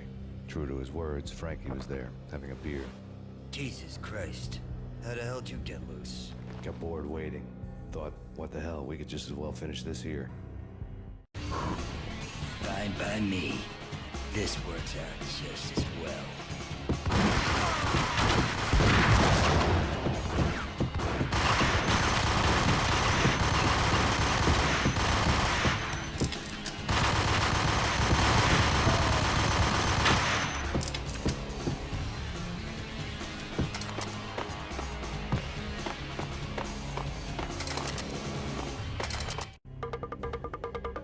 Thank you. You've been a lovely audience. Had enough? I don't play with girls anyway. Unfair! I spotted the tail as soon as I left the hotel. A big black Mercedes. I had seen the car before. That time it had heralded impressive explosions. Vladimir was back. Bang. You're dead, Max Payne. I might have laughed if I remembered how. What's this supposed to be? Cops and robbers? Look, you want something with me? Get in line. Peace, man. Relax. You know you are a real news item. Armed and dangerous. I am going to make you an offer you can't refuse. I've always wanted to say that. It's a bum rap. I've been framed. Well, that's a moot point. Whatever you did or did not do, I'm sure you had good reason for doing it. Want to hear me out? I'm listening.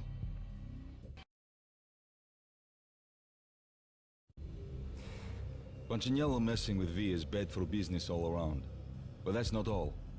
There is this guy, Boris Stein, used to pull jobs for me. He's the captain of the cargo ship Charon. Now the bastard turncoat has gone over to the other side, Punchinello's. The ship's loaded with high-res hardware, guns, my business. If Punchinello gets hold of that cargo, he's won and I have lost. And you'll have your work cut out for you.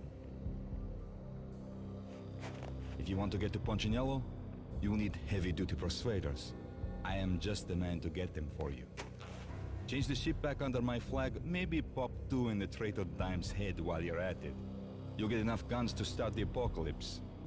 You in or out? Let's get this show on the road.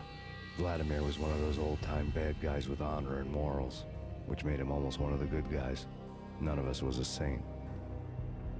The Brooklyn riverfront was a maze of rusty containers, sharp-boned cranes looming up from the snowstorm.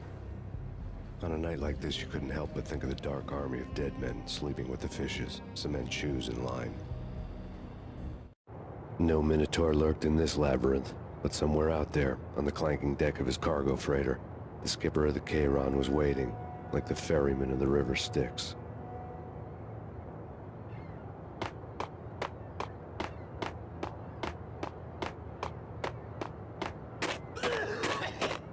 Hey, yeah.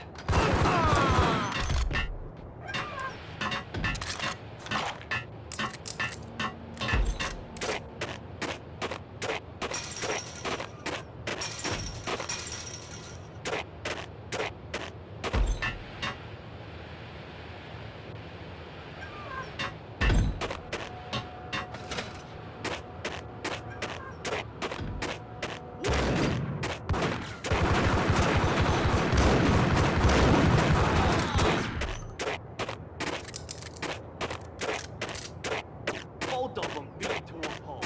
Eyes swollen. They couldn't see in the end. Sweating on their feet. Slipping on the blood.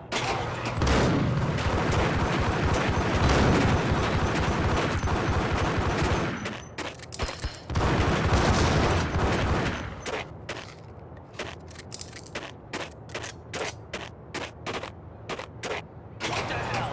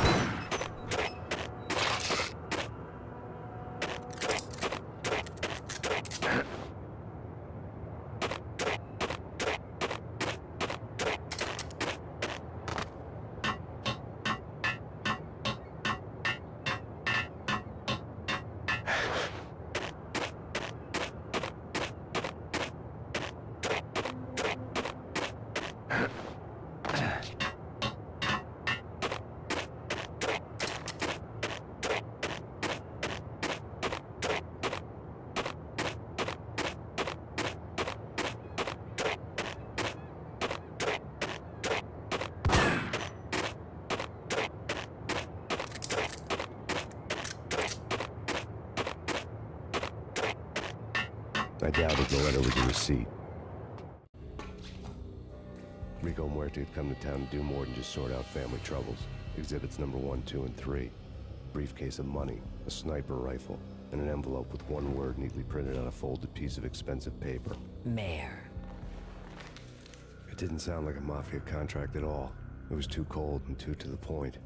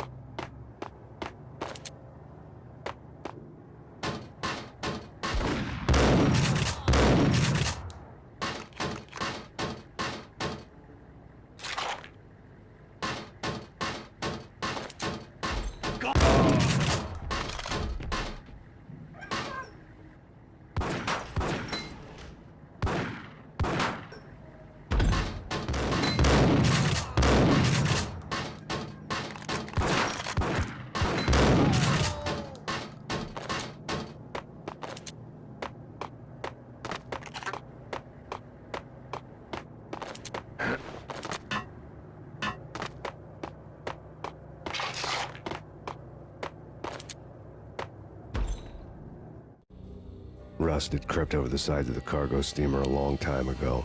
Boris Dime would be on board. I'd have to smoke half of his crew to even get near the gangplank. The guns were probably being kept in the hold, buried amidst the rats and oily water.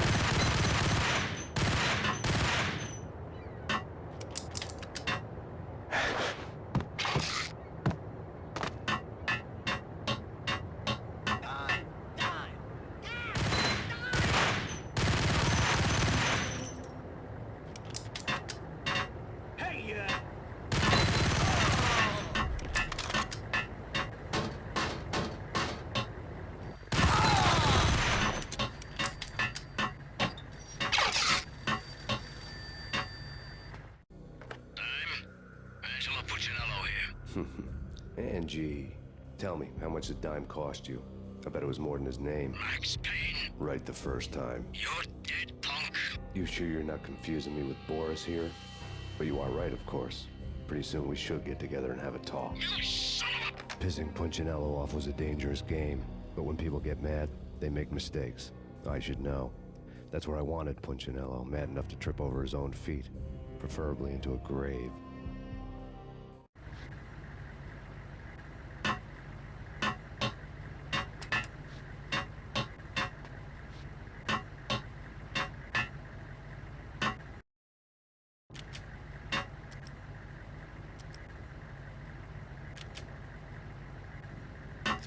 Dime! Dime!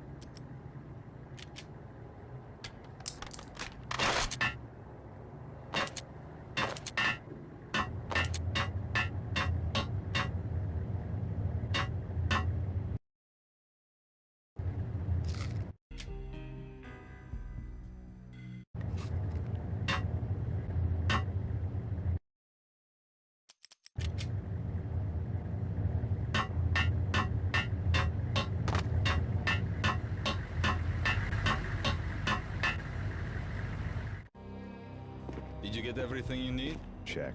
I owe you. Anything you need. This is my solo.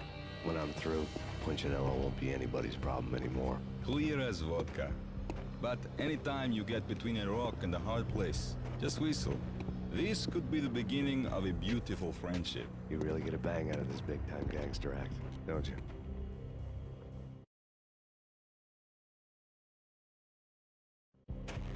Even with all this firepower, I figured I couldn't get to Punchinello at his manor. I could only hope that he wouldn't pass a chance to hear me beg, to see he's won. This is Max Payne. I want to cut a deal. Payne, you're a dead man. That's what everybody keeps telling me. I got your ship and her cargo. I want to meet. No pain, no gain. Capiche? You know my restaurant? Yeah, I know it. One out. Punchinello's restaurant had seen better days. Snow was falling like ashes from post-apocalyptic skies, but that was outside. Things would soon get hot in the Don's restaurant. I knew it was a long shot, Angelo Punchinello actually showing up, but there was no crime in hoping.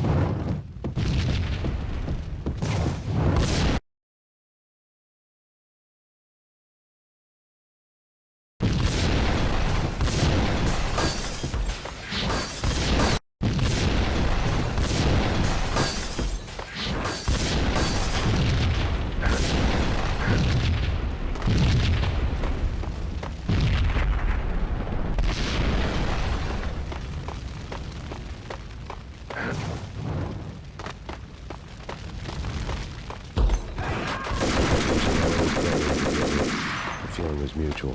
He was trying to put out my...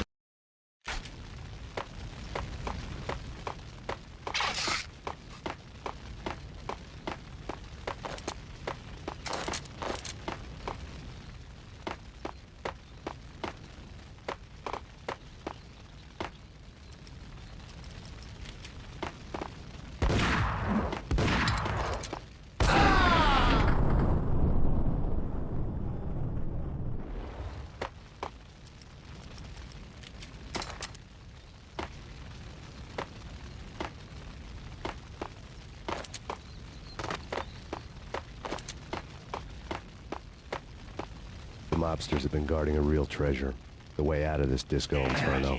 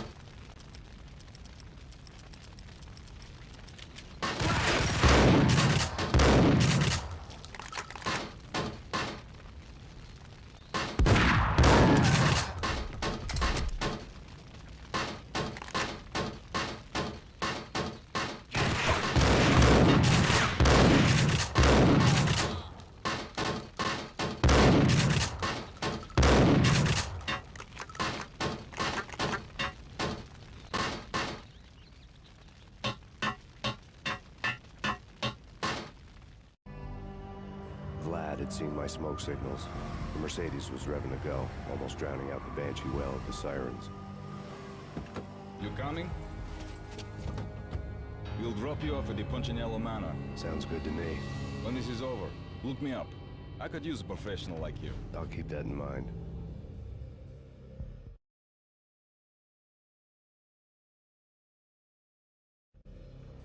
The night groaned with cold. The garden lights flickered nervously. In their light, the falling snow was dead white before the darkness ate it up. I had heard the stories. The trio were mad dogs. They'd have hung the heads of their enemies over the manor gates if the capo had only let them. Punchinello wanted Payne.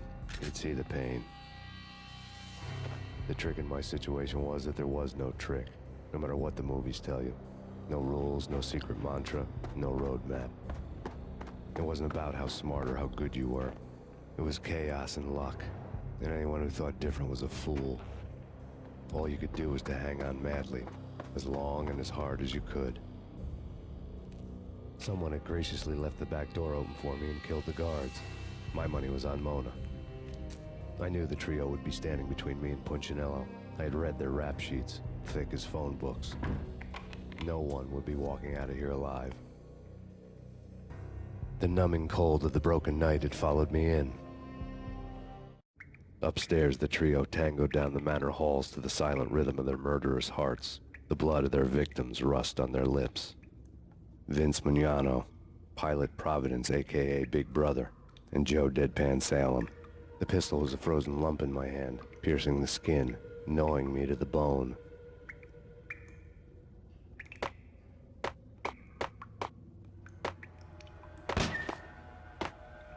In death, the thug had been promoted to messenger. Someone hadn't enjoyed the Don's hospitality. Someone with a flair for the dramatic. Someone who had let herself out of a locked cell and past a couple of armed guards. My thoughts were on Mona again. I could only hope she was a good enough gambler to walk away while she was still winning, before she'd run into the trio.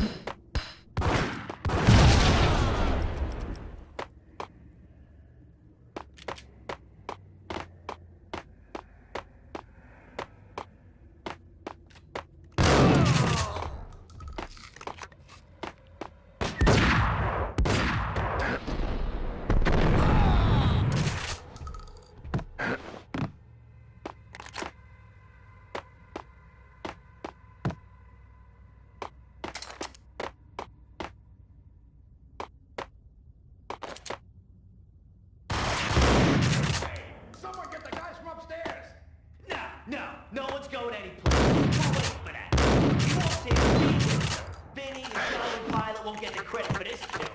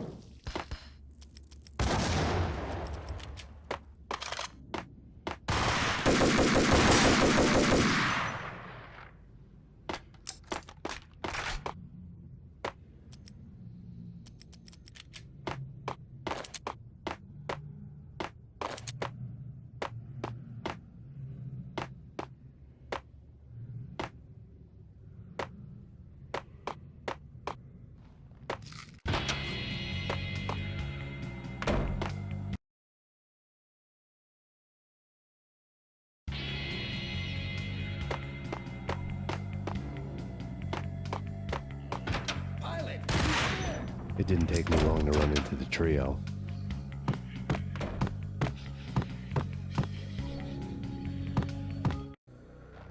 The word on Lisa Punchinello was that she was a bit of a witch.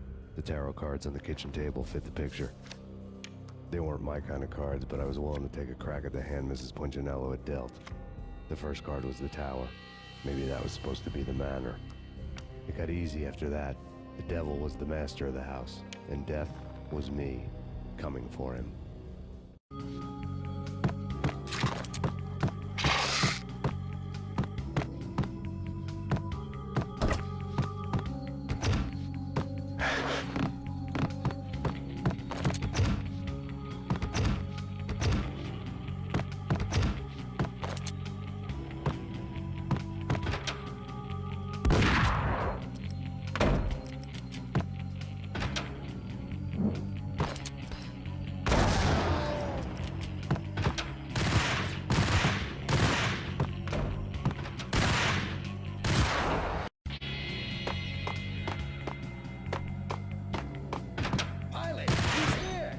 It didn't take me long to run into the trio.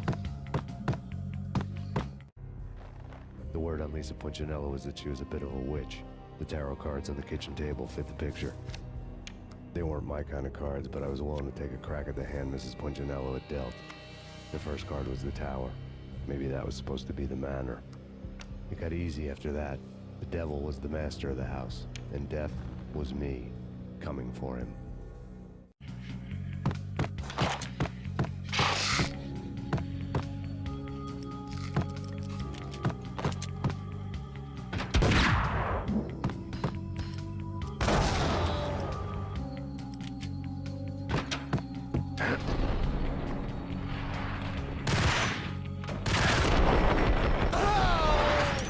One down, 2 to go.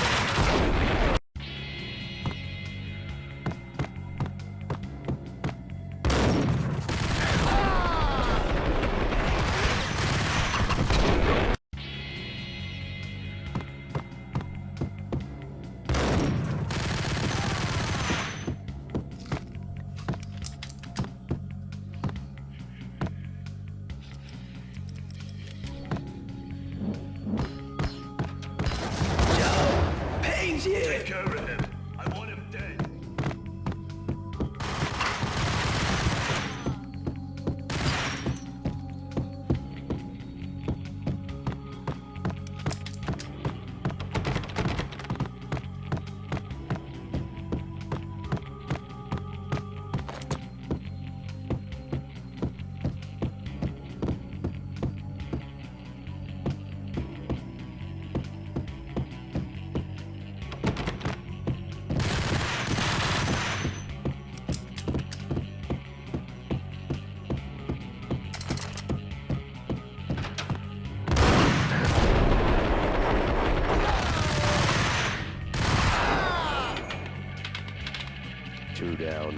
time to go.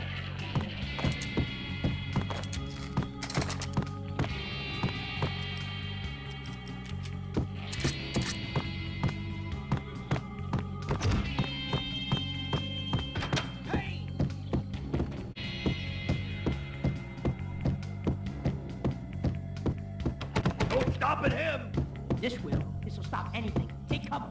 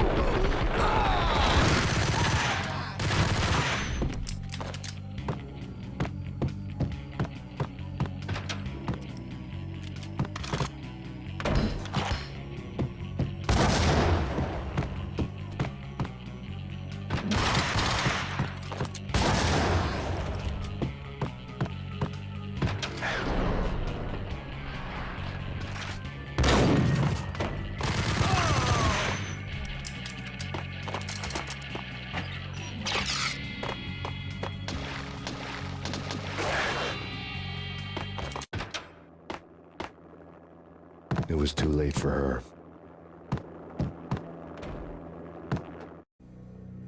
You're a real angel, Max.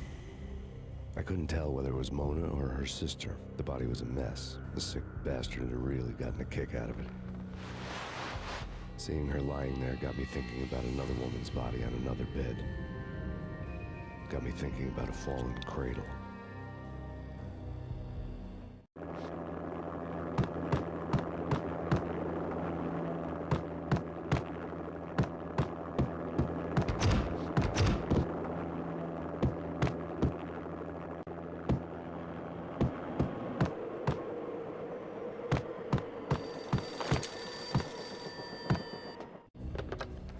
Max Payne. Talk to me. Alfred Woden. You've got company. An armed helicopter just landed on the manor grounds. You must hurry. The more the merrier.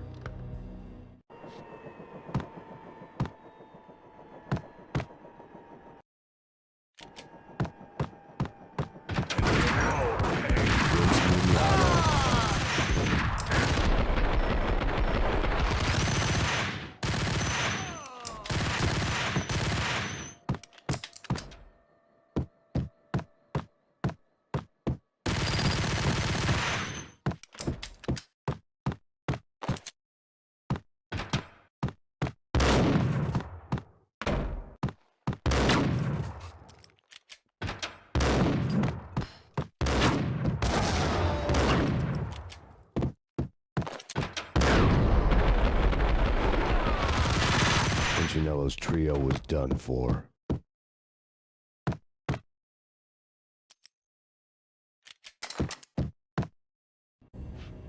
Outside my door. Hurry. He's coming for me. You gotta hurry. Please. I could hear Punchinello on the phone begging for help. He should have been saying his goodbyes. Punchinello was a pushover. The moment I stepped into the room, he folded like a deuce before a royal flush. No, wait. I was just doing what I was told. I couldn't refuse. She's someone high up. Government, maybe. I don't know. He was trying to buy more sand for his hourglass. I wasn't selling any. No, I told him nothing.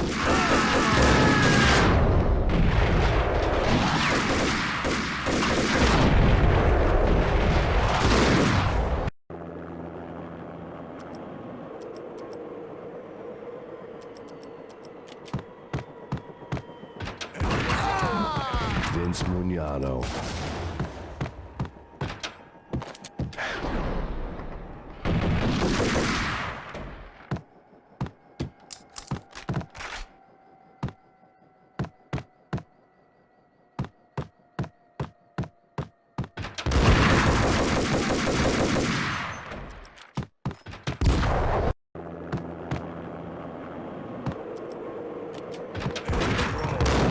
Vince Mugnano.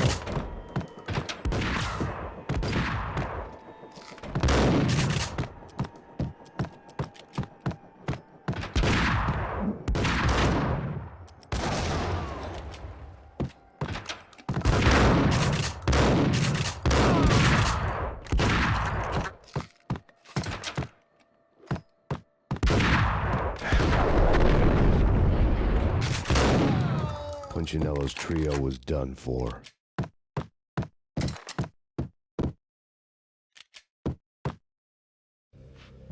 Outside my door. Hurry.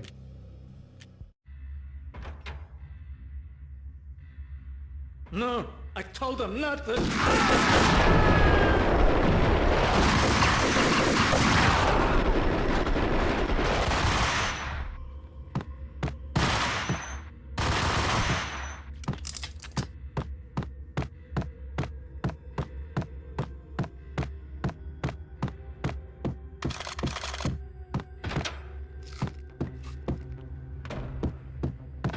Drop it. Don't move. Game over, Max Payne. I could tell when I was outgunned. It was time to take another beating. The mystery witch was a real barracuda. Trouble on dagger heels, a smoking assault rifle in her hand, and an army of killer suits behind her. How sweet. I get to kill two birds with one stone. Sooner or later, it was gonna catch up with you. Mr. Payne, it's time to show you the benefits of my brew. Be a good boy now. You'd find that Lady Luck was really a hooker. You were fresh out of cash.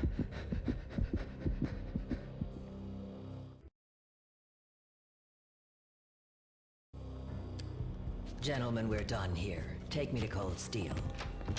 She had just given me an OD of Valkyr. I could feel green fire eating my brains. They turned to steam. They did a fade on me. I'd never had a chance. The witch had got me just as sure as if she put a gun to my head and pulled the trigger. The shadows rushed me. Bruised mugshot faces hungry for revenge. They knew my weak spots and closed in for the kill. The floor turned into a vortex of green blood. I fell. The flesh of fallen angels.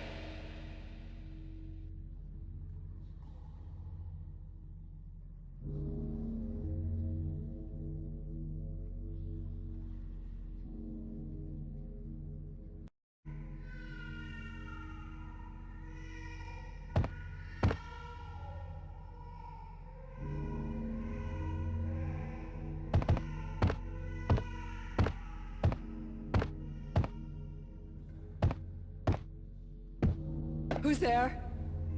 Max? Max, is that you?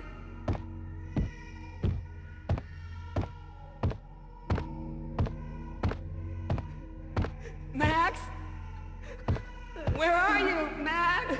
Please.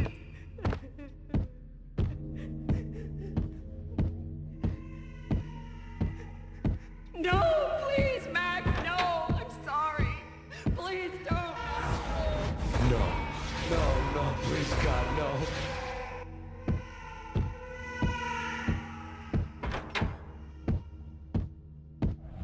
Max? Where are you, Max? Please.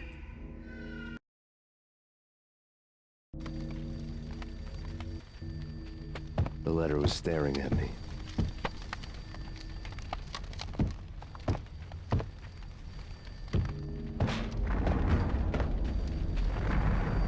The weird piece of paper looked dangerous.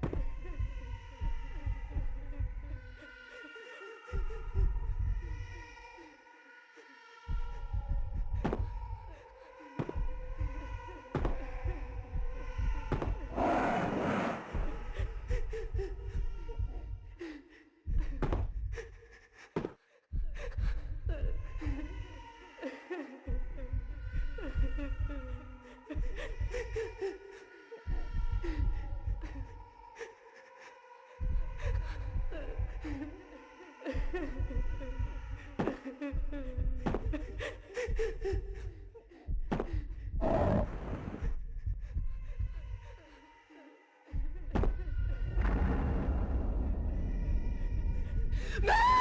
No! Max!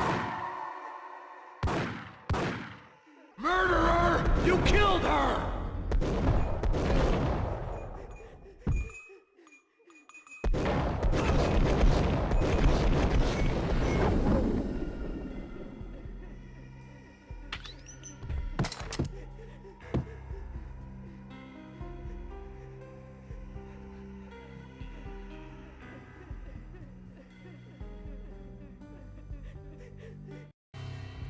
Max, something happened at the office today. A strange memo. Something about Vikings. Honey, I gotta run. You can tell me all about it this evening. Have a nice day, darling. The bullet holes were rubies on her chest, blood glowing on her ivory skin. She was so beautiful. The killer was smiling. The flesh of fallen angels.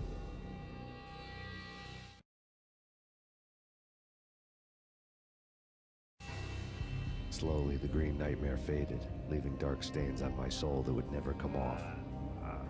I felt like flatlining. I was all shook up. I woke up in a cold sweat, sick and tired to the bone, lying in a puddle of my own puke. The hag had said take me to Cold Steel before it had all gone crazy. It was a clue, the only one I had. It took me forever to crawl back to my feet and hit the road, but when I did, I drove straight to Cold Steel Foundry outside the city. There was a whole lot of action around the place for a freezing winter night. Trucks coming and going, men running. I had the drop on the mystery witch. She thought I was dead. I was on her blind side. I was going in. The bad trip had put me in a crazy mood, adrenaline pumping through my aching veins. Staggering on the mill roof in ice and snow and wild wind, I was a ninja. My kung fu was strong. I wasn't kidding anybody. At best, I was Superman on kryptonite about to fall through a skylight, down to where it was all going down. A half-abandoned industrial area in the middle of nowhere. The factory was a perfect front for any number of illegal activities.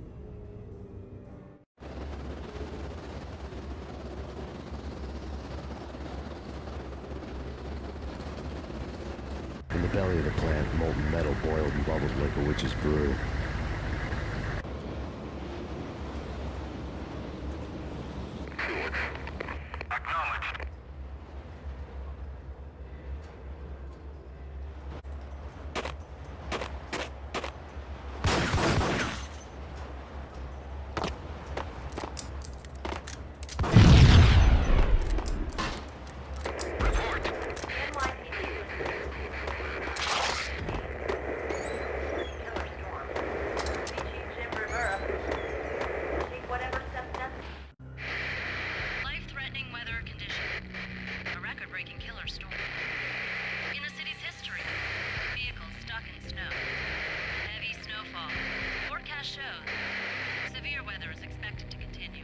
Out in the night, snow fell like confetti over the Devil's Parade.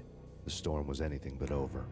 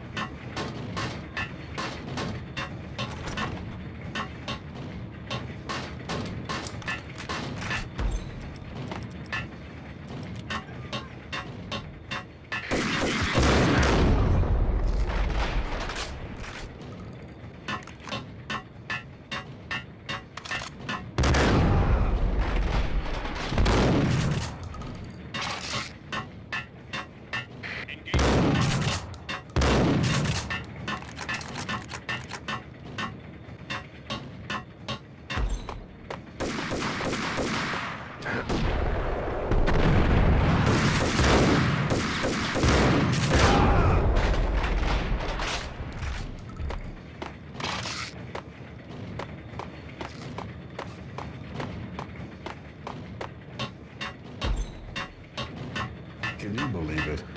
What the?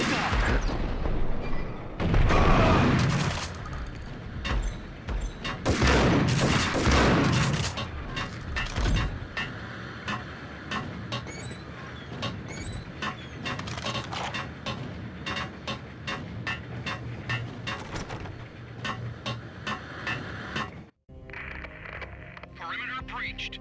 The facility has been compromised. Repeat, the Deep Six has been compromised. Initiate Operation Deadeye. The walkie-talkie military lingo could mean only one thing. They were getting ready to destroy the evidence and vanish into the night. I was so close. The hidden truths were just around the corner.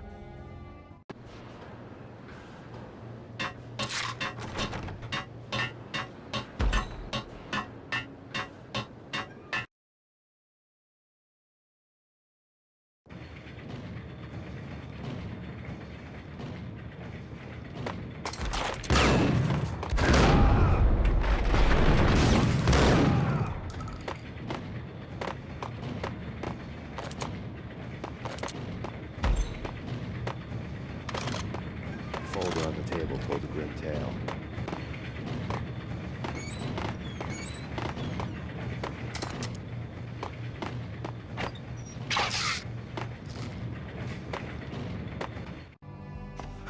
The mercenaries were running a tight operation, paperwork and all. Merchandise missing again. A chemist had tried to smuggle it out for his own private party. Locked him up in cell B7 in D6's old test facility to wait for proper processing. I was close enough to hear the secrets, just beyond the next doorway.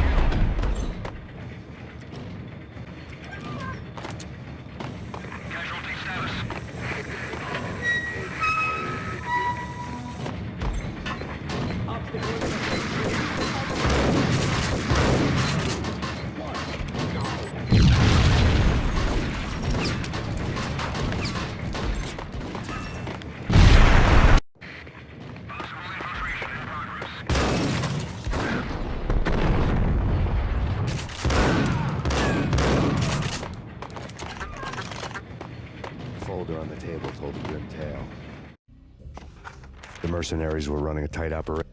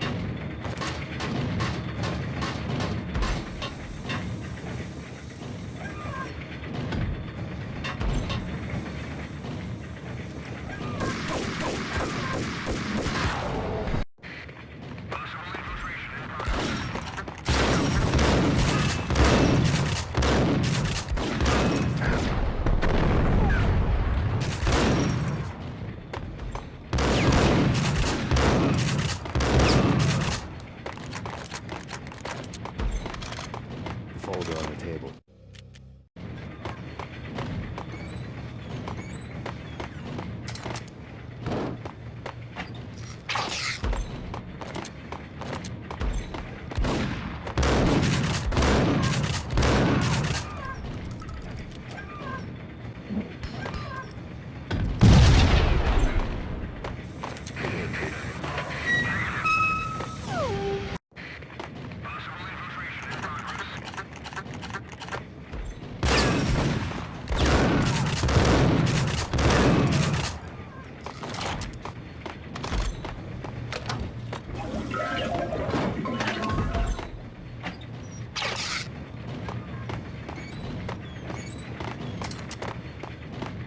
Folder on the table, fold the green tail.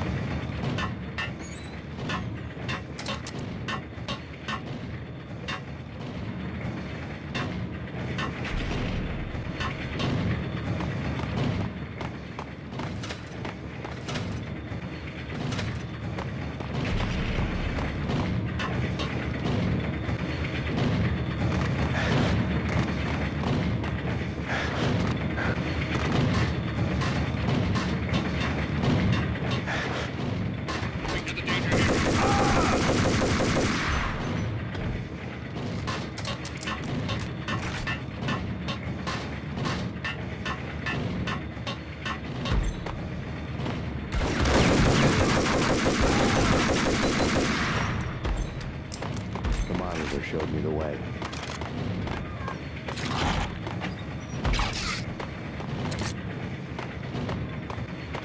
Processing diagrams fill the control room screens, all but one. An elevator titled D6 on one of the screens.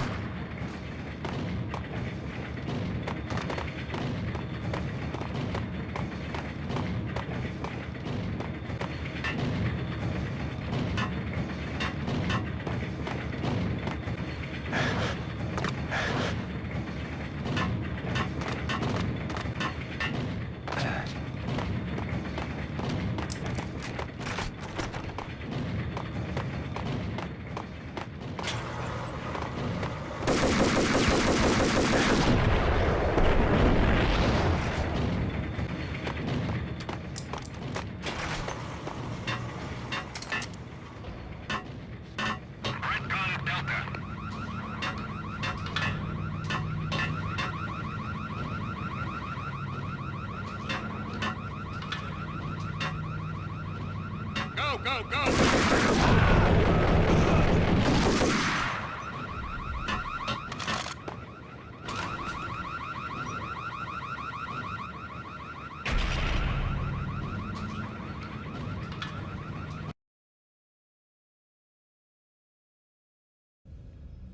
I had taken on the role of the mythic detective, Bogart as Marlowe or as Sam Spade going after the Maltese Falcon to unravel all the mysteries. Following a path of clues to that final revelation, even if it would take me down to the cold, cavernous depths of a grave. You can't do this! My men are still inside! Do you have any idea why this is called Operation Deadeyes?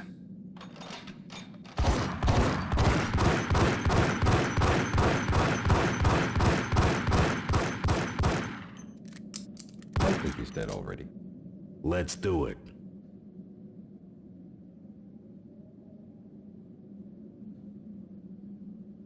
Attention all personnel.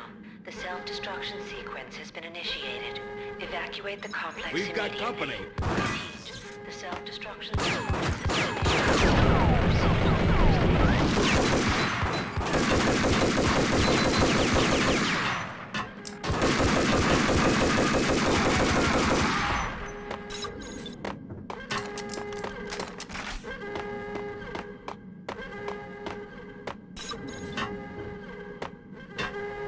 I had seen the logo on the floor before.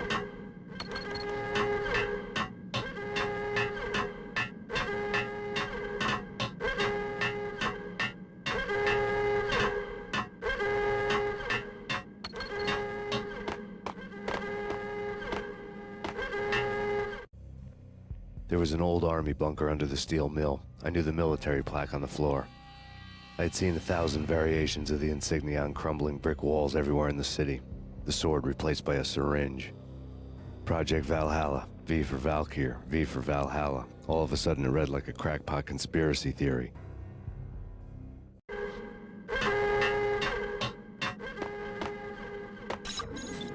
Abort! Abort! The self-destruction sequence has been initiated!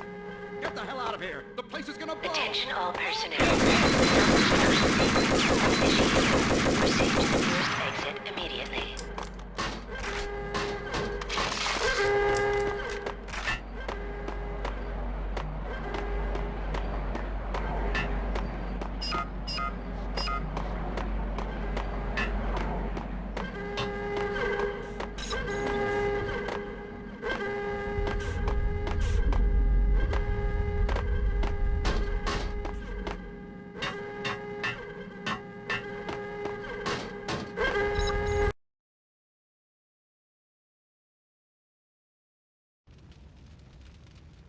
Attention all personnel. The self-destruction sequence has been initiated.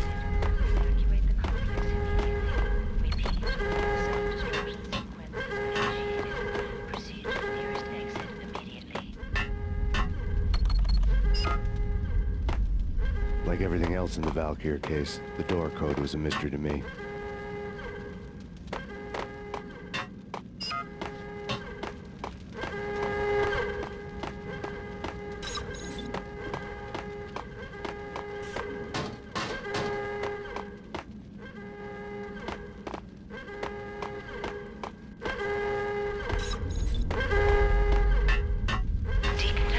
The chemist had been using the workstation when he died. The half-life of the lab rat had ended online. His password blinking on the screen. 665. Neighbor of the beast.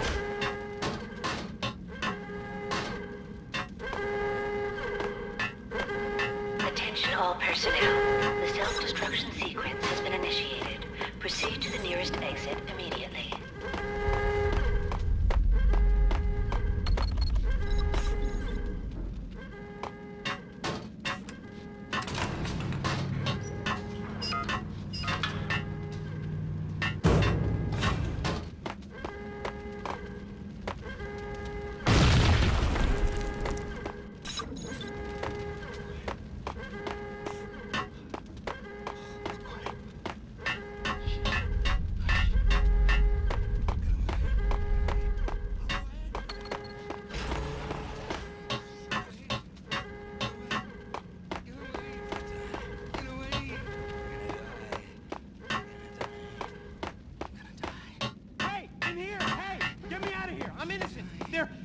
me out!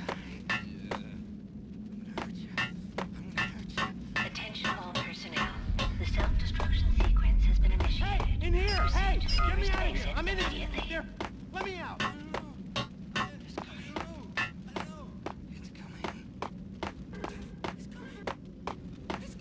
Hey! In here! Hey! Get me out of here! I'm in it! There! Let me out!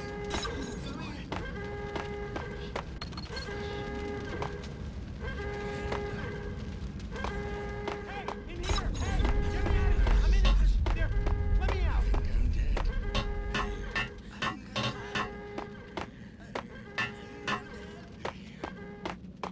Hey! In here! Hey! Get me out of here! I'm innocent! There! Let me out!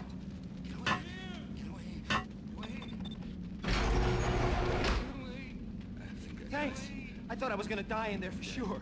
I need you to get me through the decontamination chamber airlock. You're crazy! No way! The place is blowing up, for Christ's sake! Either that or back to the cell. Your choice. Okay, Attention I'll do it. all I'll do it. personnel. The self-destruction sequence has been initiated. Proceed to the nearest exit immediately. You're gonna die.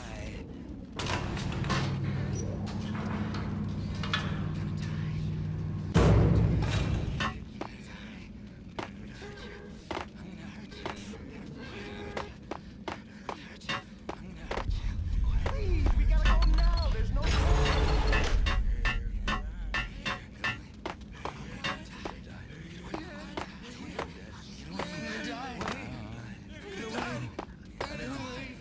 Please, we gotta go now. There's no time.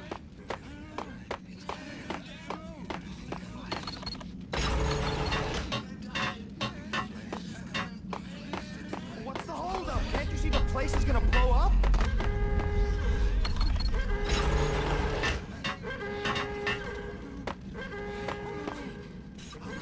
Attention all personnel. The self-destruction sequence has been initiated. Proceed to the nearest exit immediately.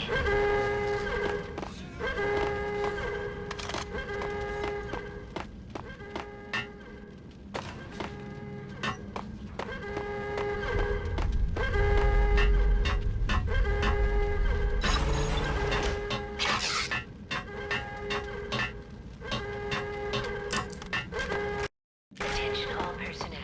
The self-destruction sequence has been initiated. Proceed to the nearest exit immediately.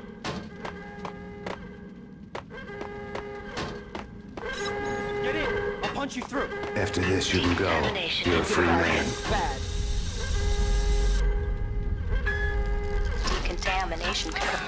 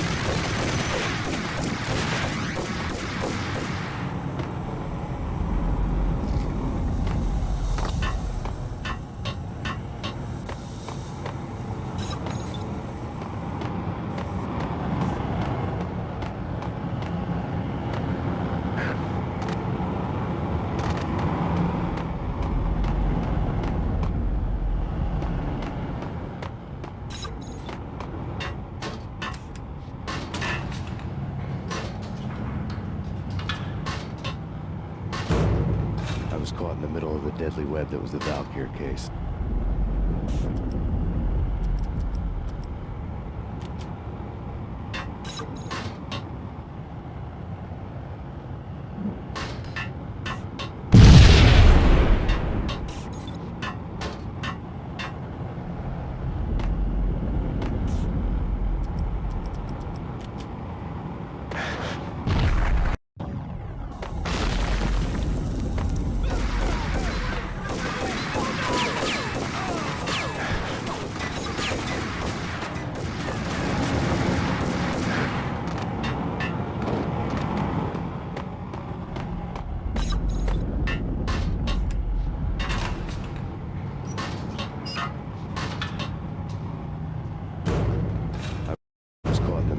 deadly web that was the Valkyr case.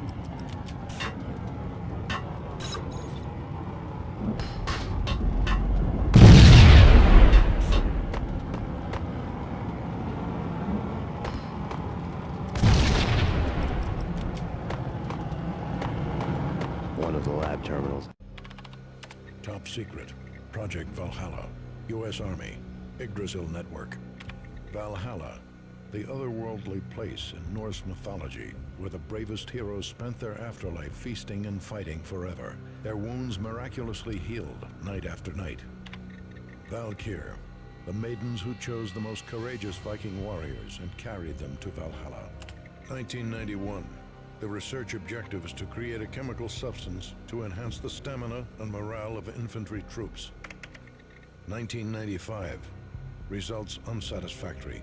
Project canceled. Someone had decided to continue the sick experiment unauthorized. Project compromised. Data leak.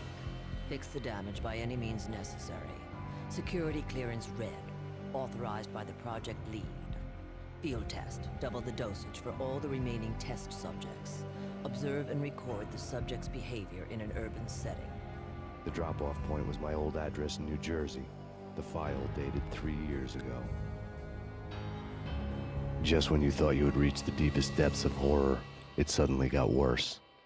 How to turn off that small voice inside your head that started to whisper that you should be glad that now, if not before, your revenge was justifiable on any conceivable moral scale. That small voice proved, beyond any doubt, that I was damned. The dagger-heeled woman had come and gone a long time ago. There was nothing more for me here. Bunker's name was acting as a self-fulfilling prophecy.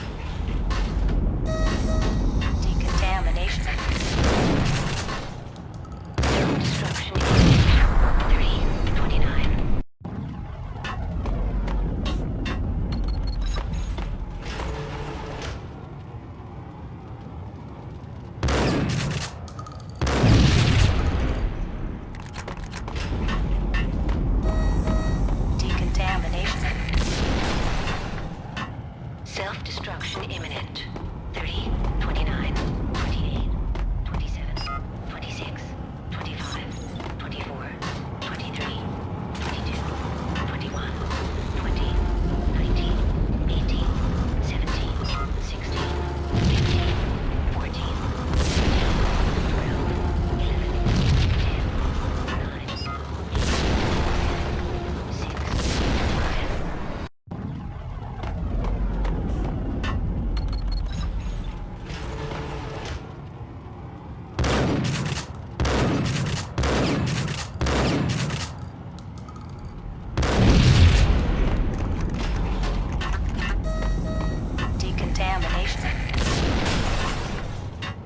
Self-destruction imminent. 30, 29, 28, 27, 26, 25, 24, 23, 22, 21, 20, 19, 18, 17, 16, 15, 14, 13, 12, 10, 8, 7, 6, 5, 4,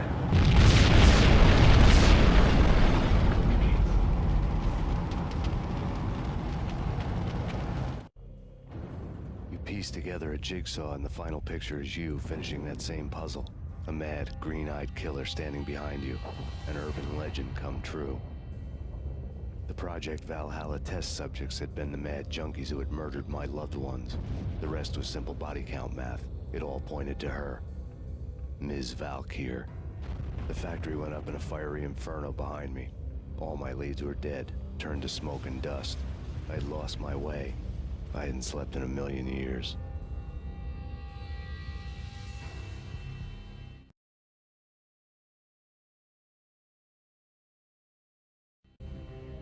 I felt thin as death.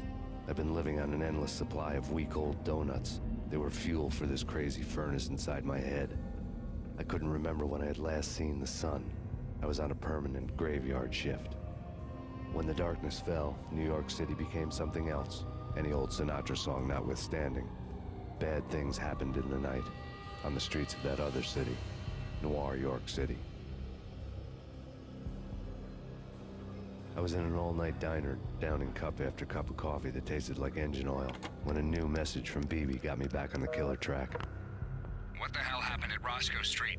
Maxie, I'm going out on a limb here. We need to talk this through, come up with a plan. 2:30 a.m., the Choir Communications Garage. The more I thought about Alex's murder and the frame-up, the more it felt like an inside job. I should have seen it coming. BB had sold me out, and now he wanted to finish what he'd started. The garage was dead. BB showed up in his tailor-made suit, gold watch, and cufflinks to match. All way beyond a cop's pay. Maxie. Oozing suave charm. He was guilty as hell. What the hell does BB stand for anyway? Backstabbing bastard? Come on, don't be like that. Have a cigar. I don't smoke. Maxie, you have no idea how big this is. It's huge. You have no idea. I think I do. You're a bribe-taking bent cop who sold out his partner. Those mobsters in the subway were a dead giveaway. Hard to miss. Bet it was exactly like this with Alex. Up close and personal. You can't win this one, Max. No, but I can make damn sure none of you do either. BB turned out to be another cardboard cutout bad guy.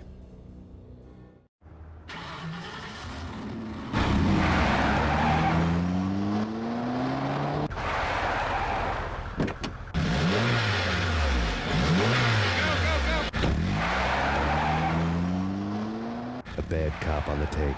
A cowardly right-hand man fleeing from the scene, leaving his paid thugs to do his dirty work.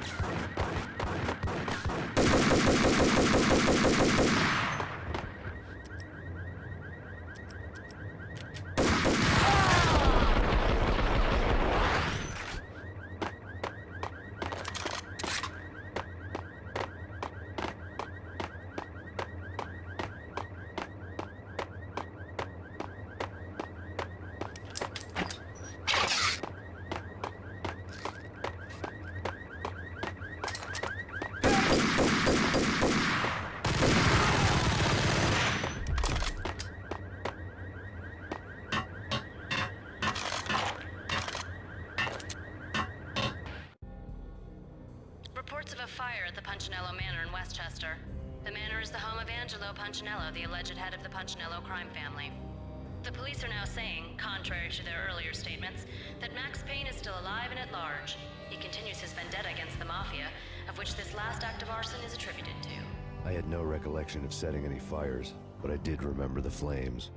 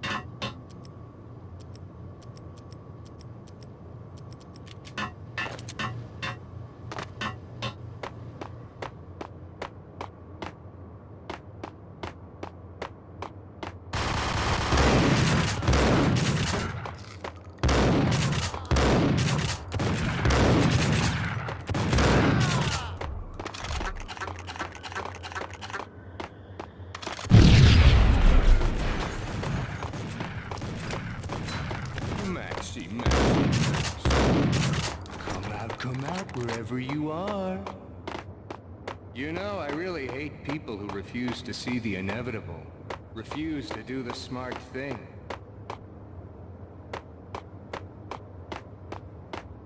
No, I must do the right thing.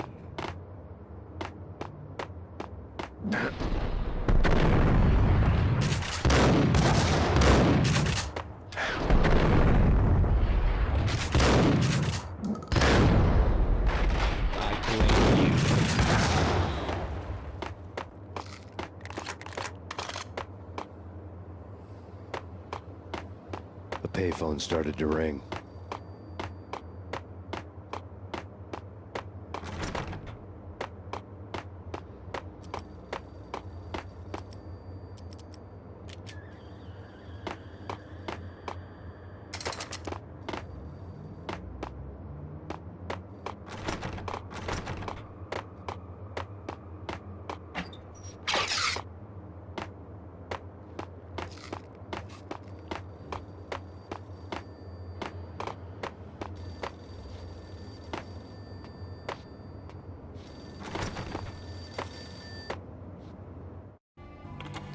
Yeah.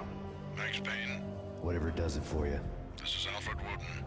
I can give you the name of your enemy. Come to the Asgard building presently. We are expecting you.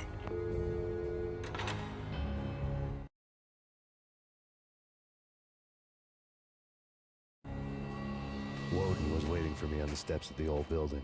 Mr. Payne, let's go inside. The others are anxious to begin. The others?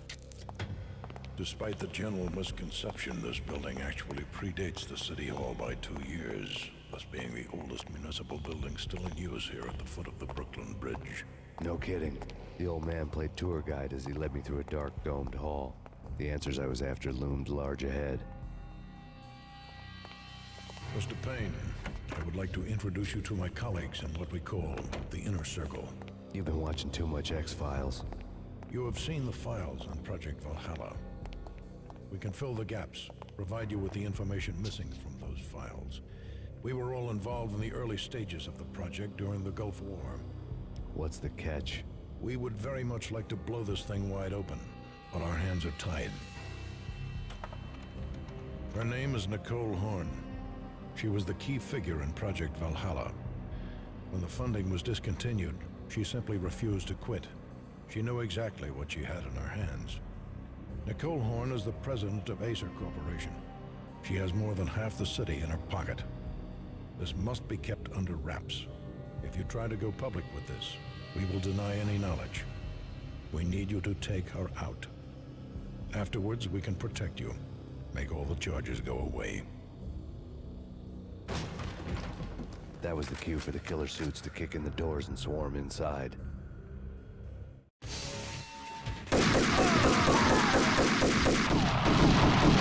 It was an impressive floor show, but I decided to leave early anyway. It was only a one-story fall. Me.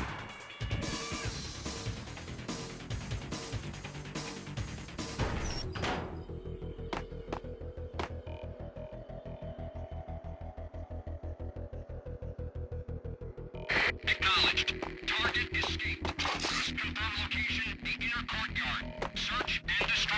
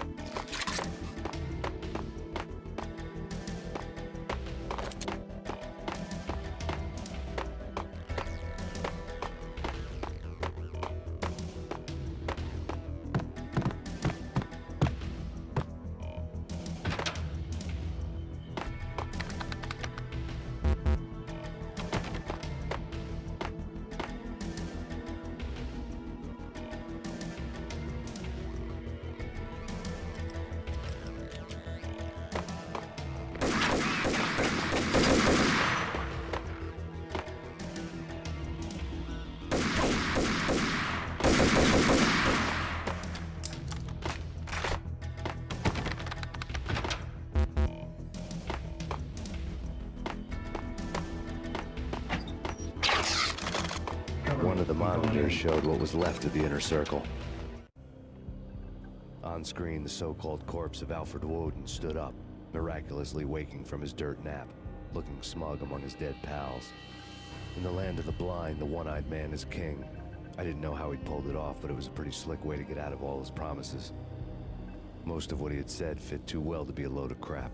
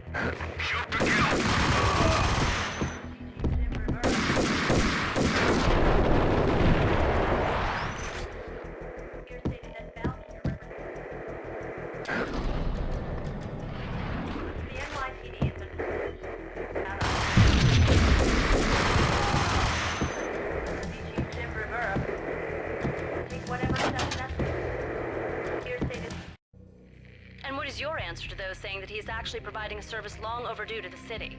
This crusade nonsense has gone too far. He's out of control. It must stop. He will be stopped.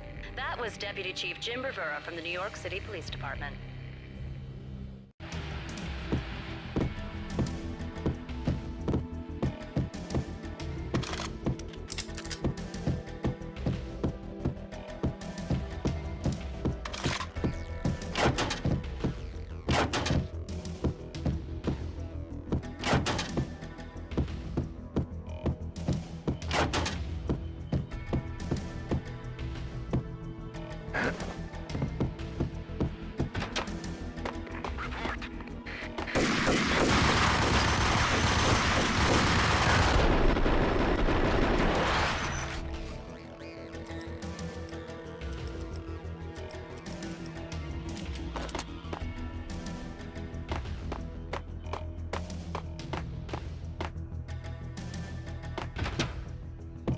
A videotape lay on the desk.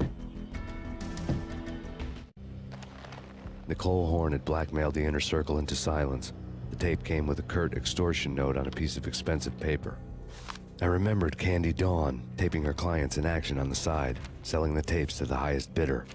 I was sure that kinky sex was nowhere near Alfred Woden's worst sin. But I had a feeling that when this was over, any collateral would come in handy.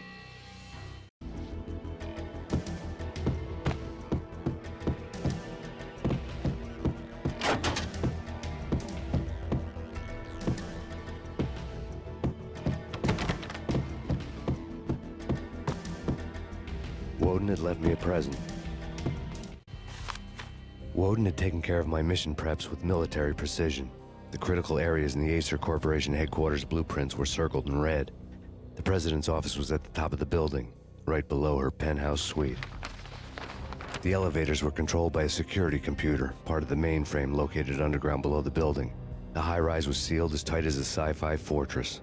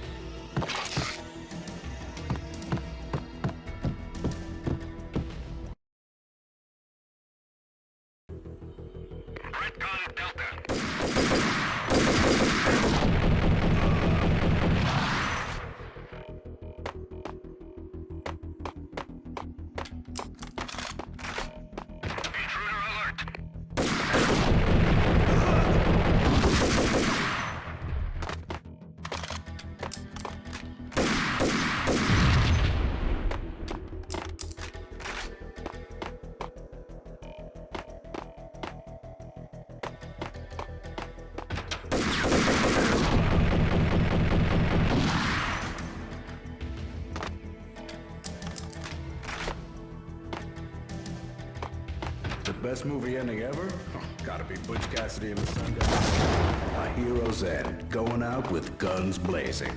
Never heard of it. No? Okay, newer stuff then. The Usual Suspects. This Spacey walks out of the police station and suddenly loses his limb. Or 8, 7, where Brad Pitt gets to that head-sized blood-soaked cardboard box. Now I know.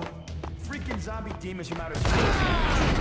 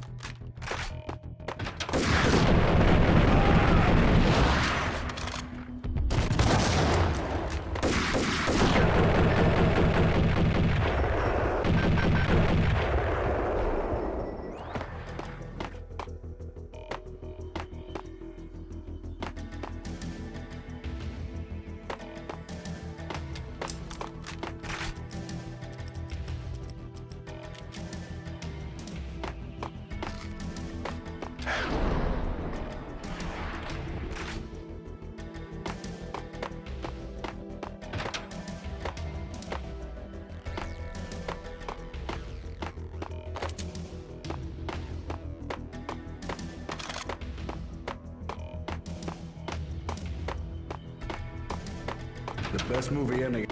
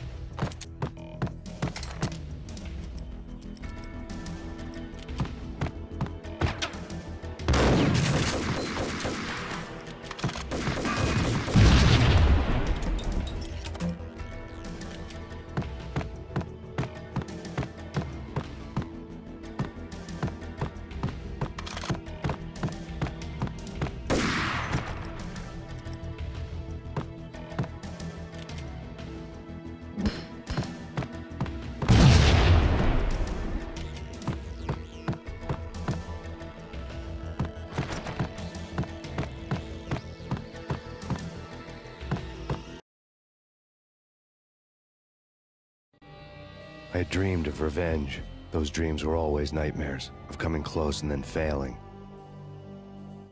Now I was close. I had a name to guide me, Nicole Horn. I had nothing to lose.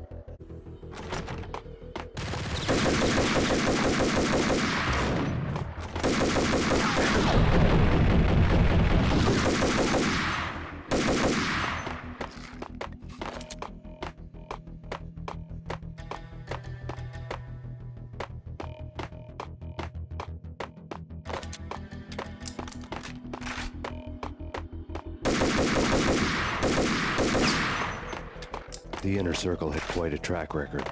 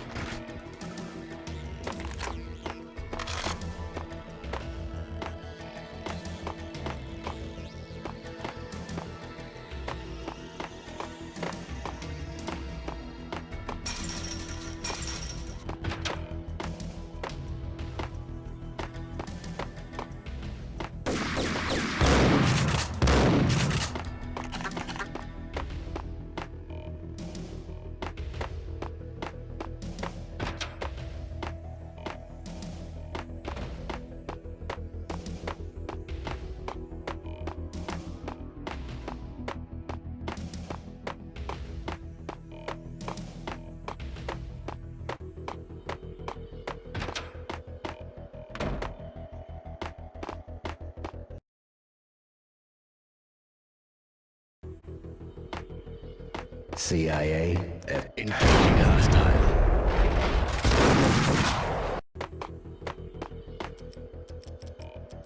CIA, FBI, Max Payne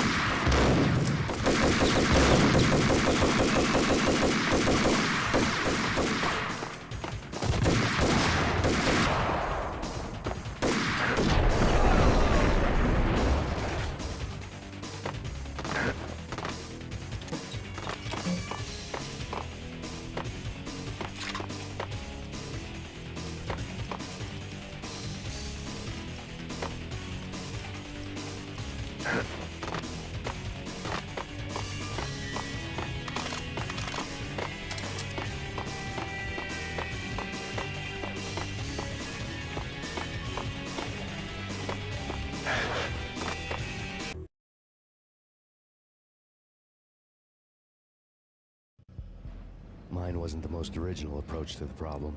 It wasn't as if it hadn't all been done before. An eye for an eye, the first principle of revenge.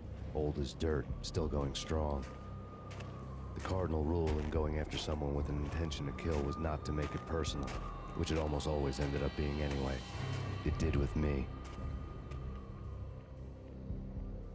I took my time, cruising around the city in the snow. There was no hurry. I knew what I had to do now.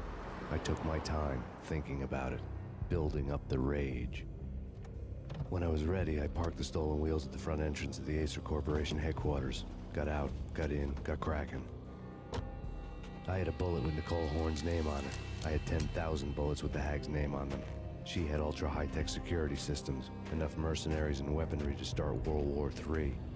There was no fear. New York disappeared behind a veil of snow. I had crossed the threshold. This was her domain, sleek and sexy and soulless, all glass and steel. A place of color-coded security key cards, metal detectors, and surveillance systems.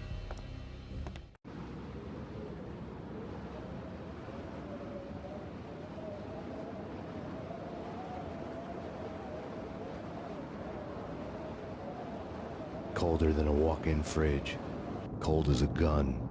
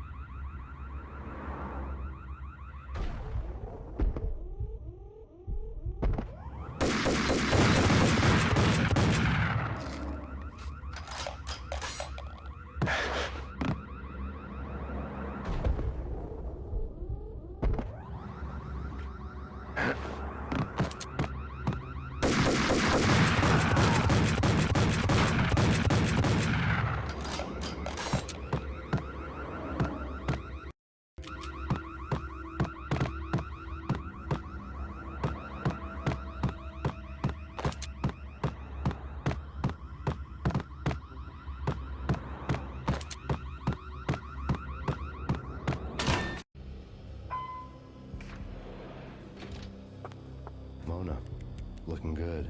Max, we gotta stop meeting like this. It will be a cold day in hell before I let a narc cop stop me. Miss Sachs, do your job. Relax, Max. You're a nice guy. I don't kill nice guys. You're not bad yourself. It was different when Horn wanted Punchinello dead. To cut her ties to the Mafia. He deserved to die. The same goes with her. She's the bad guy here. Her sister was whispering to her in my favor. I knew the appetites of ghosts intimately. They hungered for revenge. No! A gunshot boomed and she fell down in slow motion. She was a nice girl, not really a stone-cold killer. And now she was stone-cold dead. Like religious fanatics or loyal samurai, Horn's private army was coming at me. Payne located. Eliminate.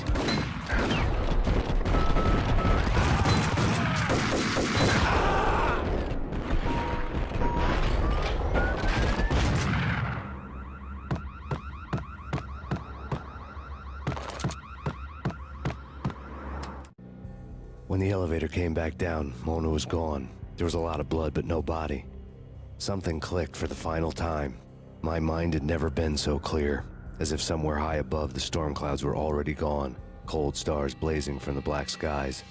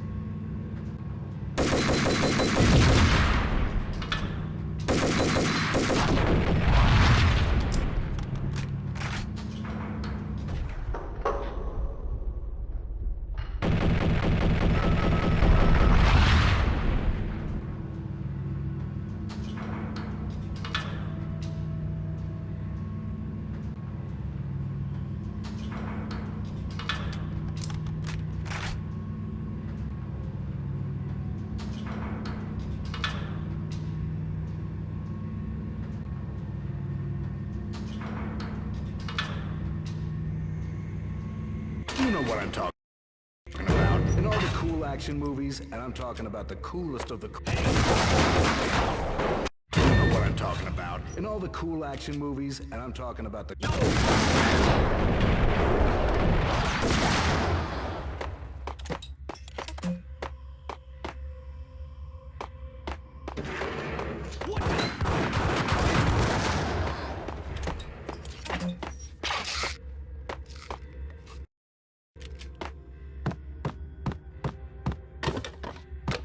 I had elevator access to the mainframe.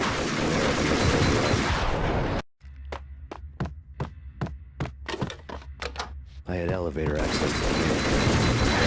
Override the security box and get to her office.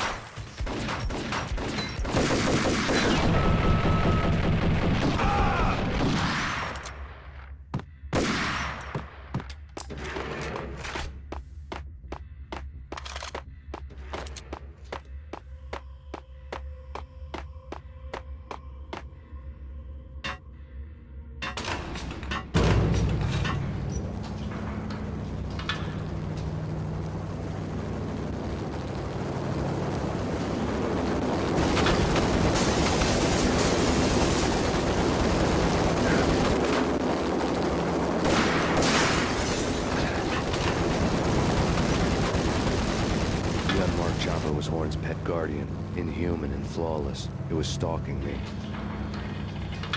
I hate to be stereotyped.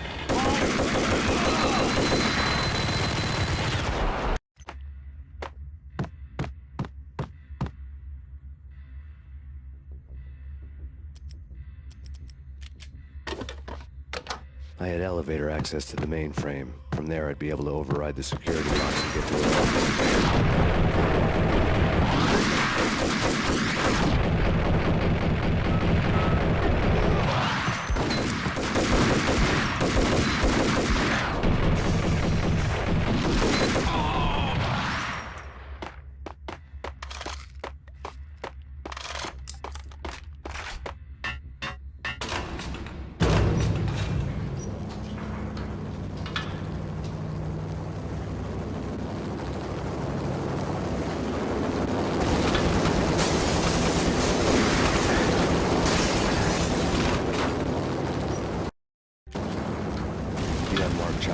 once pet guardian, inhuman and flawless. It was stalking me. I hate to be stereotyped. I'm not a cold bastard.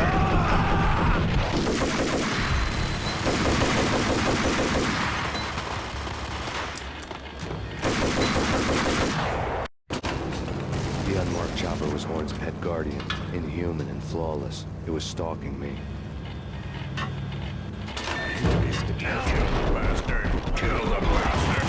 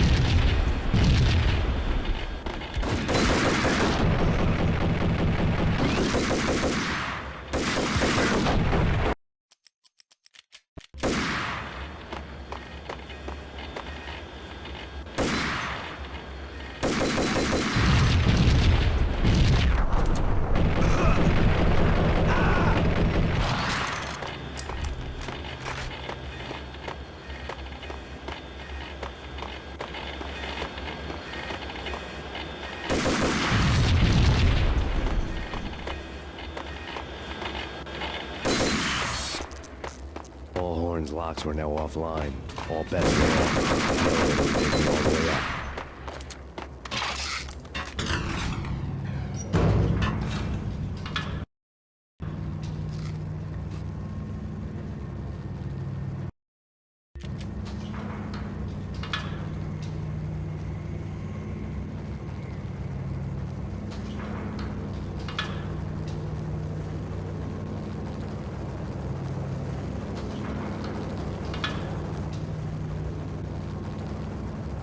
Seen from this height, the night seemed to stretch on to eternity. A hint of desperation had crept into the snowstorm, as if it was trying to get it all out before the end.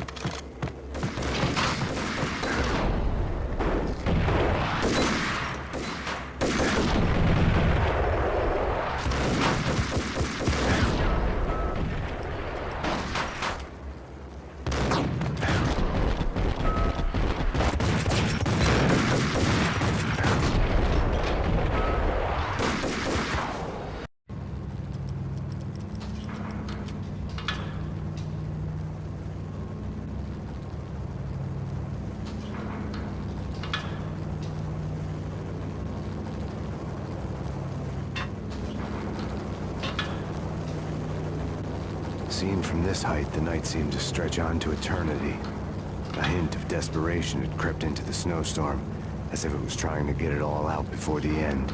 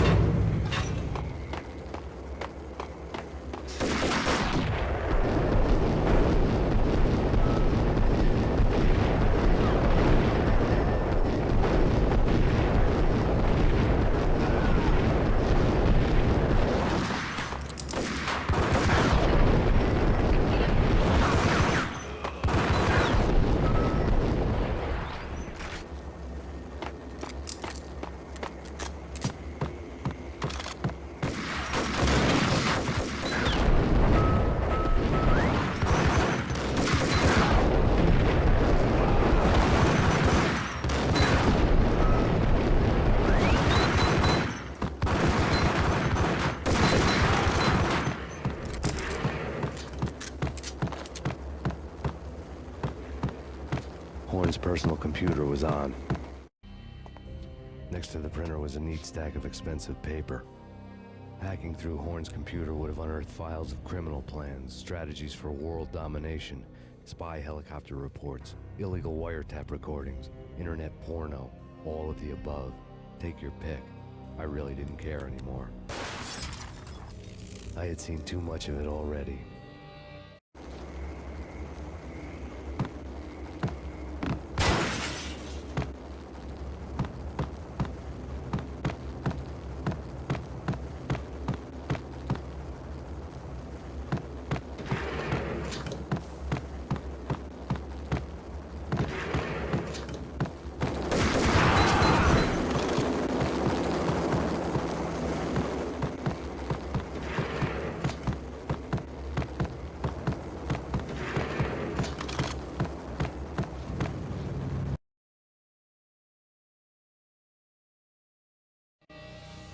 Valkyr had been meant to be a white-winged maiden that would lift you to a warrior's heaven, but it turned out to be a one-way demon ride to hell.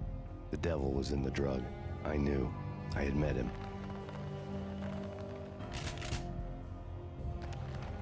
And now I was gonna kill her. The queen of the underworld who had tried to lift herself a bit closer to heaven with her drug money. No begging, no bribes. She knew better. Honor among killers. We who were about to die. Both of us knew how this would end, in pain and suffering. All this because your wife stuck her nose into things that were none of her business. The cops were coming to take me away. The sirens were like a bad conscience I couldn't shake. It's ridiculous you've made it this far. You won't be alive when they get here. Stop him!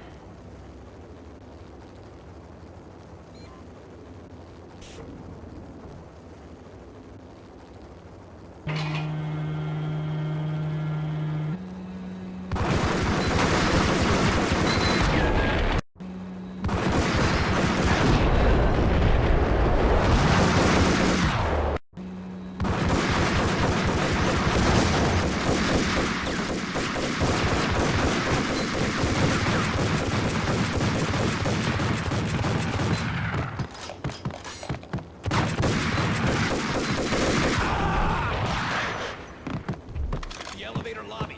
Get us back up now.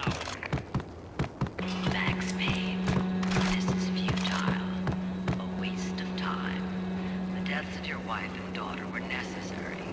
Inevitable. It is done. You cannot bring them back. Nothing you do will make it any better.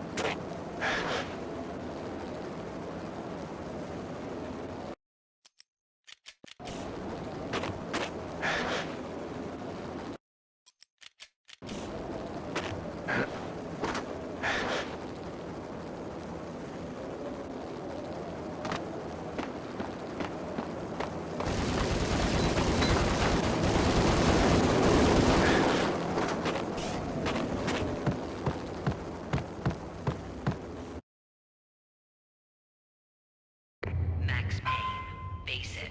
You are up against an unbeatable force. You have already lost. We have him in the North Lounge. Send us assistance. Accept it. Surrender. Give up.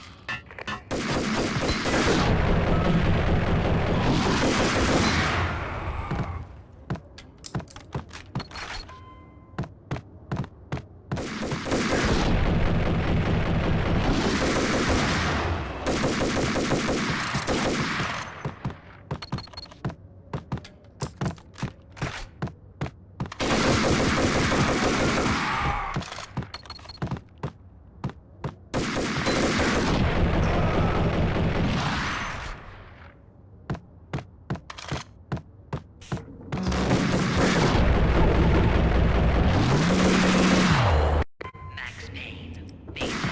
You are up against an unbeatable force. You have already lost. You have lost. Only death will set you free from your pain. Accept it. We have him in the North Lounge. Send us assistance. Max Payne, face it. You are up against an unbeatable force. You have already lost. You have lost. Only death will set you free from your pain. Accept it. Give up.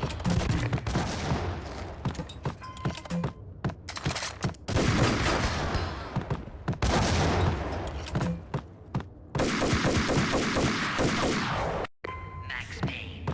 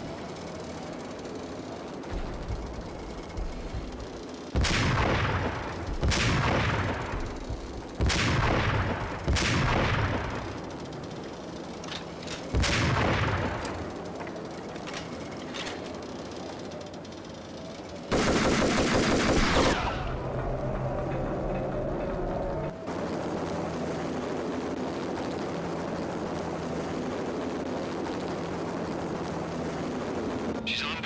We're out of here as soon as the wind dies down. Don't like the look of that mask.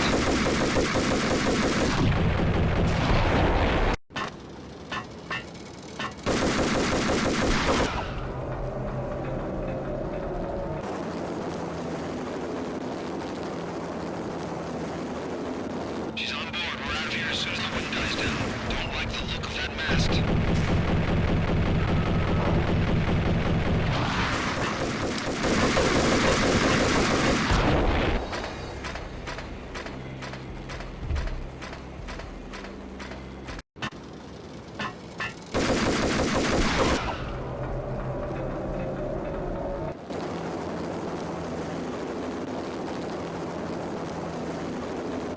She's on board. We're out of here as soon as the wind dies down. Don't like the look of that mask.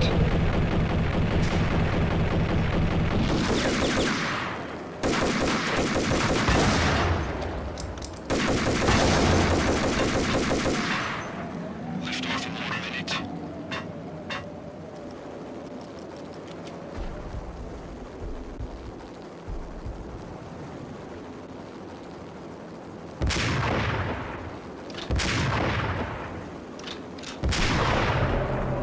Lift off in 45 seconds.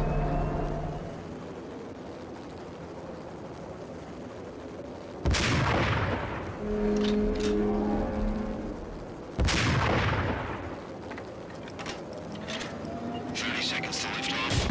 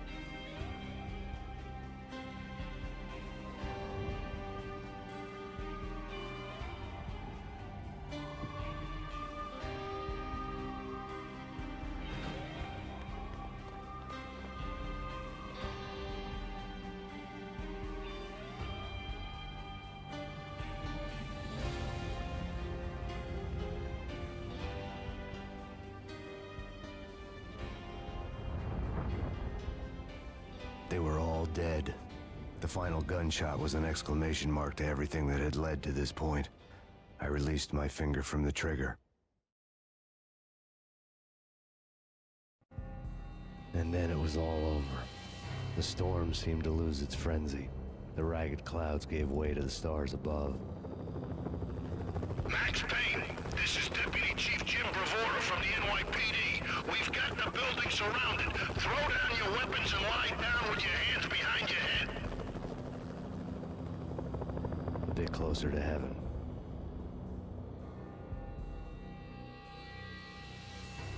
The cops' voices were distant and muted. Freeze! NYPD! Hold it right there! My ghosts released me from their haunting. Down below, New York City glittered like diamonds on black velvet. You gave us one hell of a ride. Take him down to Central Booking. You heard the man. Woden was there in the crowd, standing by the sidelines. It wouldn't be over till the man with the patch would say so. He'd say the right words. I knew he would. He'd better. Woden grinned smugly. It was the grin of a winner. That made two of us.